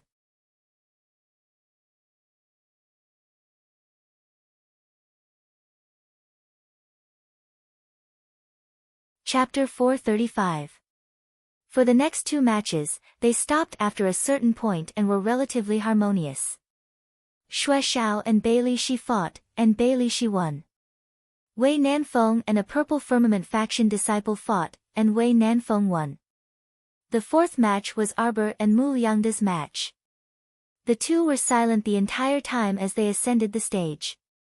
They looked at each other and didn't speak for a long time. I heard that you're also a talisman practitioner. Let me experience it. It was rare for Arbor to be in the mood to speak before the battle. Mu Liangda's face was gentle as he courteously bowed to Arbor. Little junior sister, you should make the first move. You can summon that snow leopard of yours first. Just use the talismans when I tell you to. You like to talk so much nonsense. If you won't use it, I'll use it. Arbor swung her hand, and a row of talismans flew out and suddenly leaped in front of Mu Liangda. Mu Liangda's eyes abruptly constricted. He raised his dumbfounded face and foolishly looked at the little girl who suddenly made a move. What was going on? Mu Liangda was truly dumbfounded.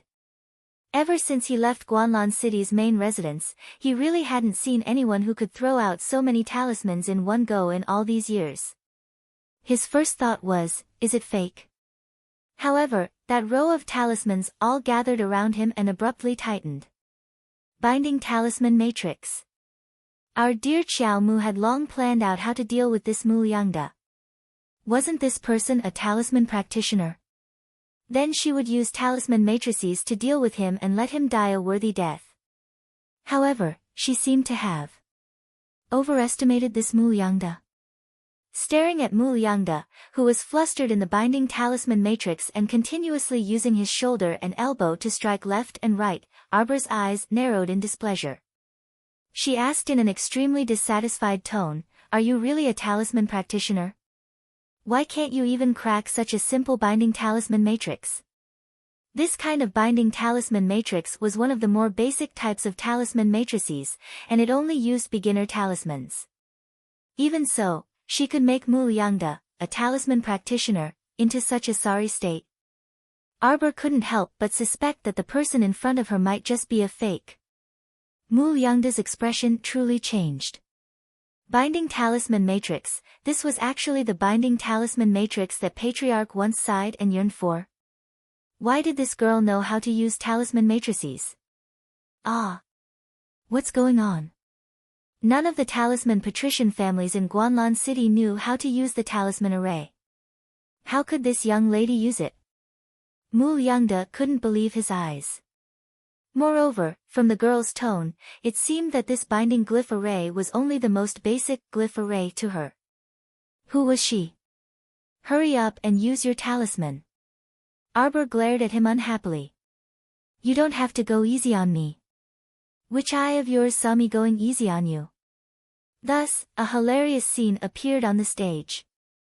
The little girl stood at the side of the stage and glared at Mu Liangda, who was trapped in the binding talisman array.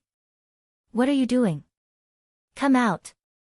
Mu Liangda was speechless.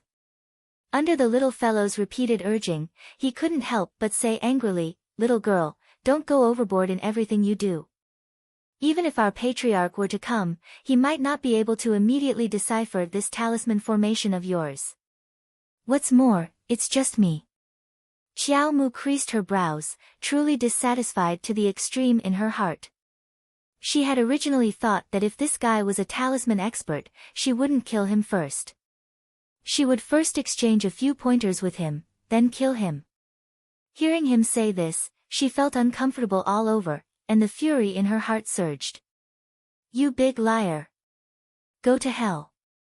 Countless talismans flew out with a whoosh. He even said that he was a talisman practitioner. This stinky, shameless liar. Just looking at him made her angry.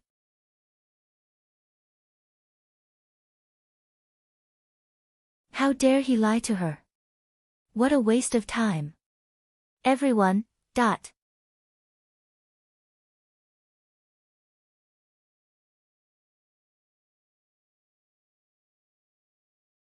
Chapter 436. Liar, she really wanted to kill him. However, she also really wanted to test the power of other talisman masters. She had never competed with other talisman masters in all her years of drawing talismans. It felt so novel and she really wanted to give it a try. Countless talismans flew out from under her sleeves and floated in front of the stupefied Mulyangda. Fuck, fuck, fuck. What the hell was this? Where did this girl get so many talismans? Mulyangda's eyes were dazed, and his mind was in a mess. These talismans floating in front of him were engraved with runes that he could not understand at all. No, he could understand a few of them. He understood the beginner-level speed talisman, the beginner-level strength talisman, and the beginner-level safety talisman. However, he actually could not understand a single one of the mysterious runes on the remaining 200 or so talismans. Heavens, although he was only from a side branch of the talisman patrician family, he had studied in the main family for a period of time after all, so he knew the general standard of talisman masters. Although there was no lack of people who were more talented and intelligent than him, he was definitely not the worst. But now, he felt that the talismans he drew were just a pile of shit in front of the little girl's talismans. The onlookers were simply speechless. Why was this scene so funny? What happened to the promised fierce battle? Why did they only see a circle of floating talismans surrounding Mulyangda? The latter was like a clown, bumping around in this circle of talismans, but no matter what he did, he was unable to shake off that circle of talismans. The funniest thing was that the little fellow was actually anxious outside the circle of talismans and repeatedly urged others to quickly come out. You didn't throw this talisman array at others? You're anxious now. The onlookers were speechless. They asked themselves honestly, if any of them were in Mulyangda's position, they would definitely not feel good and would definitely be driven crazy. Take out your talismans, hurry up. The little girl pulled a long face as she impatiently glared at Mulyangda, who was trapped in the binding talisman array. You! Mulyangda was about to go crazy from anger. Was this girl born to piss people off? Now that he was trapped in this talisman array, there was nothing he could do. Even if he took out talismans, he couldn't throw them out of this talisman array. He was completely bound in this area. Mulyangda felt that this girl was doing it on purpose. She said that on purpose to trample on his pride and dignity. Arbor's black eyes widened. He was so angry that he wanted to stomp his feet. Was this person an idiot? Why did it feel like that idiot was speaking to him in a completely different world? She had already asked him to take out his talisman, so why didn't he do so? She really wanted to see what other talisman masters were like. She urgently wanted to know what level she, as an intermediate level symbol master, was at among the symbol masters. She was so angry that Mulyangda, this stupid fellow, couldn't even fulfill such a small wish for her. A Violet Firmament faction disciple who was closest to the arena kindly reminded her, "Little junior sister, I think that Mulyangda probably can't walk out of the talisman array you set up. If you want him to come out, then remove the talisman array." The battle between the two of them made the onlookers anxious. You're so stupid. How can you not even crack such a basic binding talisman array? You're definitely not a talisman master. You big liar. You fooled everyone in Daybreak sect. Our dear Xiaomu angrily said.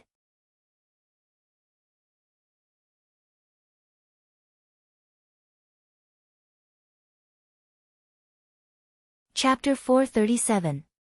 Arbor's words immediately enraged Mulyangda so much that his lungs were about to explode.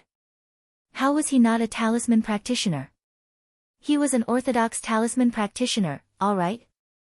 He came from a prestigious family. What kind of joke was this? Mulyangda furiously took out 7 to 8 talismans from his inner world and flung them one by one at Arbor. I'm a talisman practitioner. I'm a talisman practitioner from Guanlan City's Mu family. What would a little girl like you know? Arbor scooped up those yellow talismans and carefully examined them one by one. She was so angry that she threw them all to the ground and stomped on them indignantly. You liar. I knew how to draw these lousy beginner-level talismans when I was 7 years old. You still want to lie to me? You clearly stole these beginner-level talismans from who knows where, and you still dare to say that you drew them yourself. Shameless. Mulyangda widened his eyes. However, the onlookers only felt that this scene was extremely exciting. From little junior sister's words, they completely understood one thing: she knew how to draw talismans when she was only 7 years old and was still a baby. Of course, Mu Youngda also understood. He stuttered in shock, You? Who is your master? Arbor looked at Mu Youngda with disappointment. Her wish to spar with a talisman practitioner was completely dashed. Fortunately, she actively accepted the challenge last night and even drew 200 different talismans. What use was that? She had already completely lost the mood to talk now. Mo Yen was all too familiar with this expression of hers. With one look, she knew that the little fellow wouldn't be able to talk anymore. Sure enough, she suddenly released her small hand and threw a little chick into the air. At the same time, she summoned a ferrule from her conscious and swung it straight at Mu Youngda without another word. The 60 binding talismans moved again and circled around Mu Youngda with a whoosh. Greatly alarmed, Mu Youngda hurriedly dodged and shouted, Mystic Beast, come out. Shriek. A shrill shriek came from midair, and the large cyan blue bird swooped down and spat out a large cloud of icy mist. In a single exchange, it froze the mystic beast that Mu Youngda had just summoned into a layer of frost. Then, it lightly waved its sharp claws. With a soft, pu sound, the Xian beast that was sealed in the snow was immediately smashed into pieces by the Qing Yuan's claw and fell to the ground. This time, everyone was really shocked. Wei Nanfeng rolled and jumped up from the stool, his eyes staring straight as he subconsciously waved the distinguished scholar fan in his hand, muttering incessantly, Savage, savage. What kind of Xian beast was this? This little girl is too scary. Amazing, amazing. Princess Mi, who was at the side, slapped her thigh and cheered. This is what a hot-blooded battle is like. Ha ha ha. Mu Youngda's expression completely changed. He suddenly felt a terrifying aura of death approaching. The binding glyph array once again encircled his body. At the same time, the little girl had already raised her fist and rushed in front of him. Boom! A fist wrapped in dense profound energy directly bombarded Mu Youngda's body. Mu Youngda blocked with a backhand, but due to the binding glyph array, most of his profound energy was restrained and unable to be used. As a result, he didn't even receive the little girl's first punch and directly spat out a mouthful of blood. Like a kite with a broken string, he flew out backwards. The little fellow chased after him and swung her fist again. Another fist wrapped in profound energy. This time, it directly hammered a large hole in the arena, trapping Mu Youngda inside.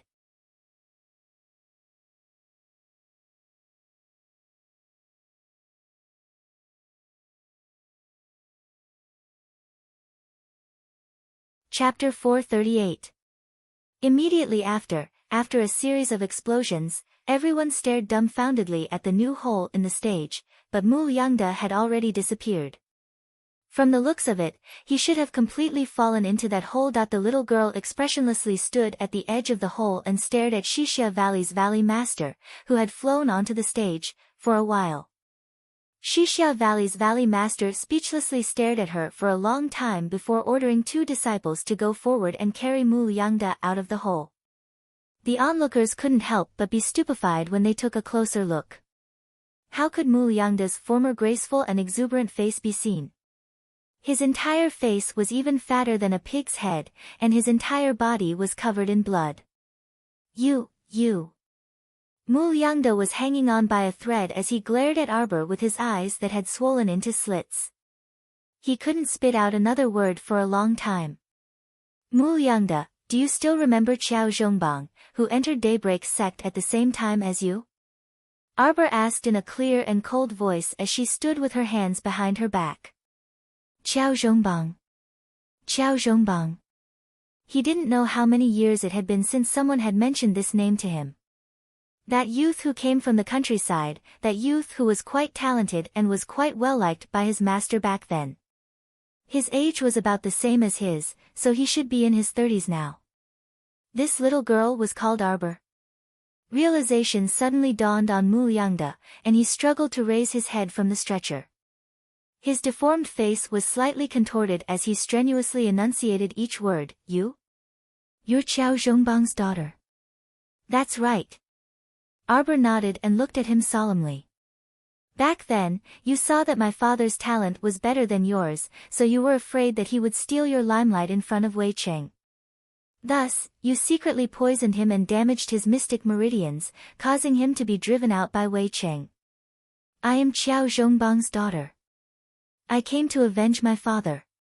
Do you have any objections? Everyone.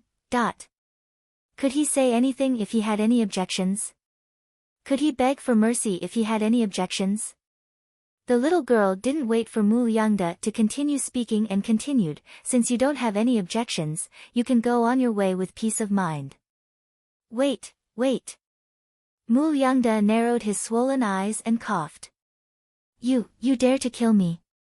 I am a member of Guanlan City's Mu clan.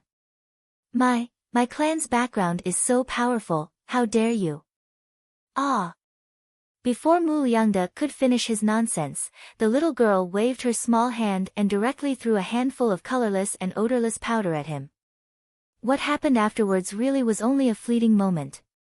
It was so fast that even Xixia Valley's Valley Master, who was standing beside Mu Yangda, couldn't react in time. Mu Yangda, who was half sitting on the stretcher, rolled off the stretcher in pain. He covered his face with both hands and howled incessantly. After rolling on the arena for a while, his voice completely disappeared, and his entire person lay upright on the arena. Arbor's small face was stoic as he looked at Mu Yangda and shook his head in disappointment. I thought that you would at least be able to resist for a moment because of your research on poisons. Yet unexpectedly, he couldn't even resist for 2 minutes. He reckoned that he had also brought that bag of vicious medicinal powder from his home back then. Did he think that he could be so awesome just because he had a powerful clan background? Wasn't he just a weakling at the mercy of others? Xixia Valley's Valley Master glared at the little girl in front of him and was tongue-tied for a long time. He couldn't help but say angrily, "Little girl, the results of the competition were already out just now.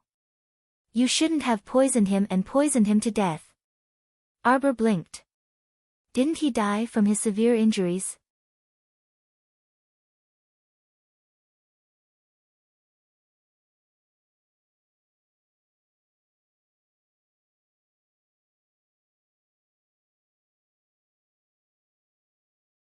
Granny Witch captured several beautiful men and was at the critical juncture of absorbing their mystic energy. Eldest Ant Master suddenly broke through the window and entered. Pfft!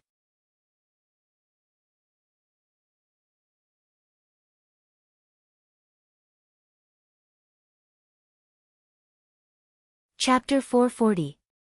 Just hearing Chang Yushi's description was quite comical, so it could be imagined how delightful that scene was back then.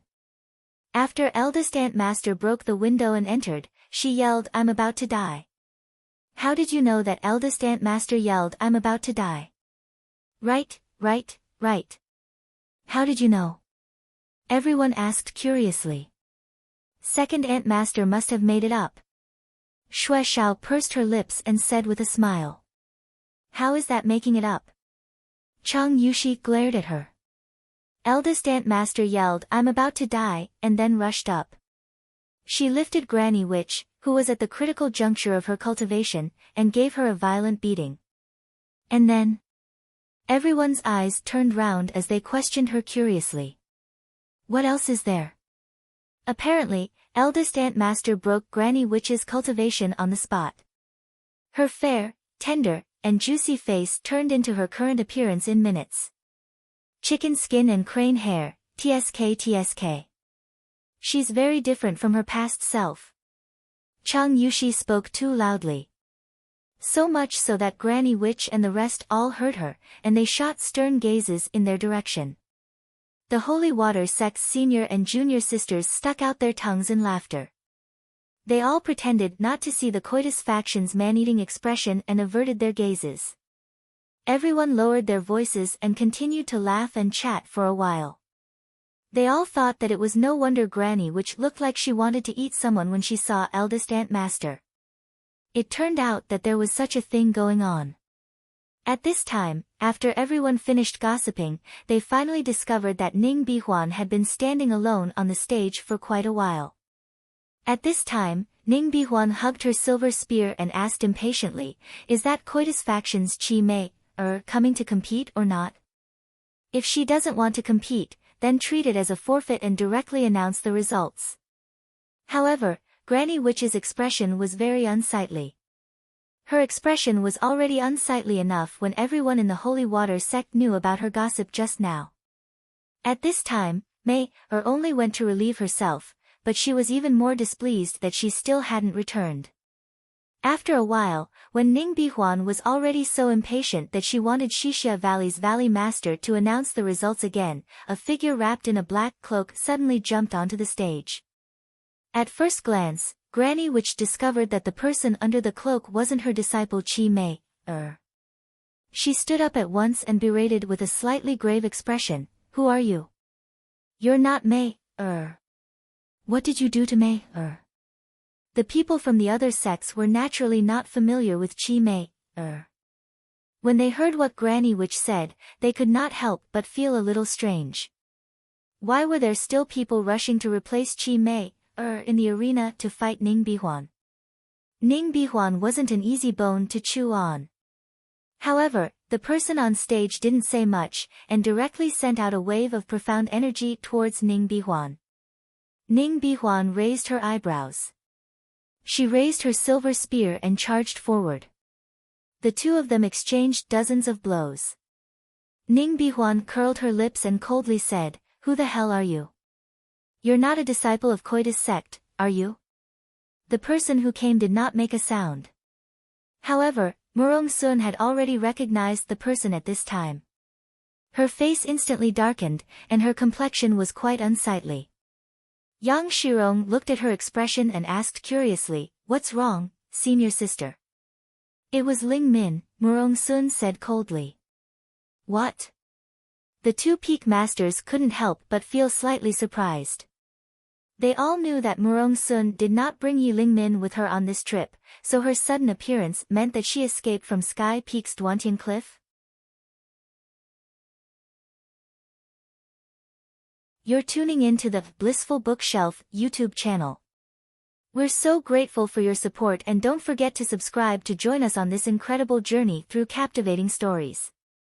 Your generosity through donations truly makes a world of difference, as it's the primary source of revenue that allows me to expand and enhance this channel for you.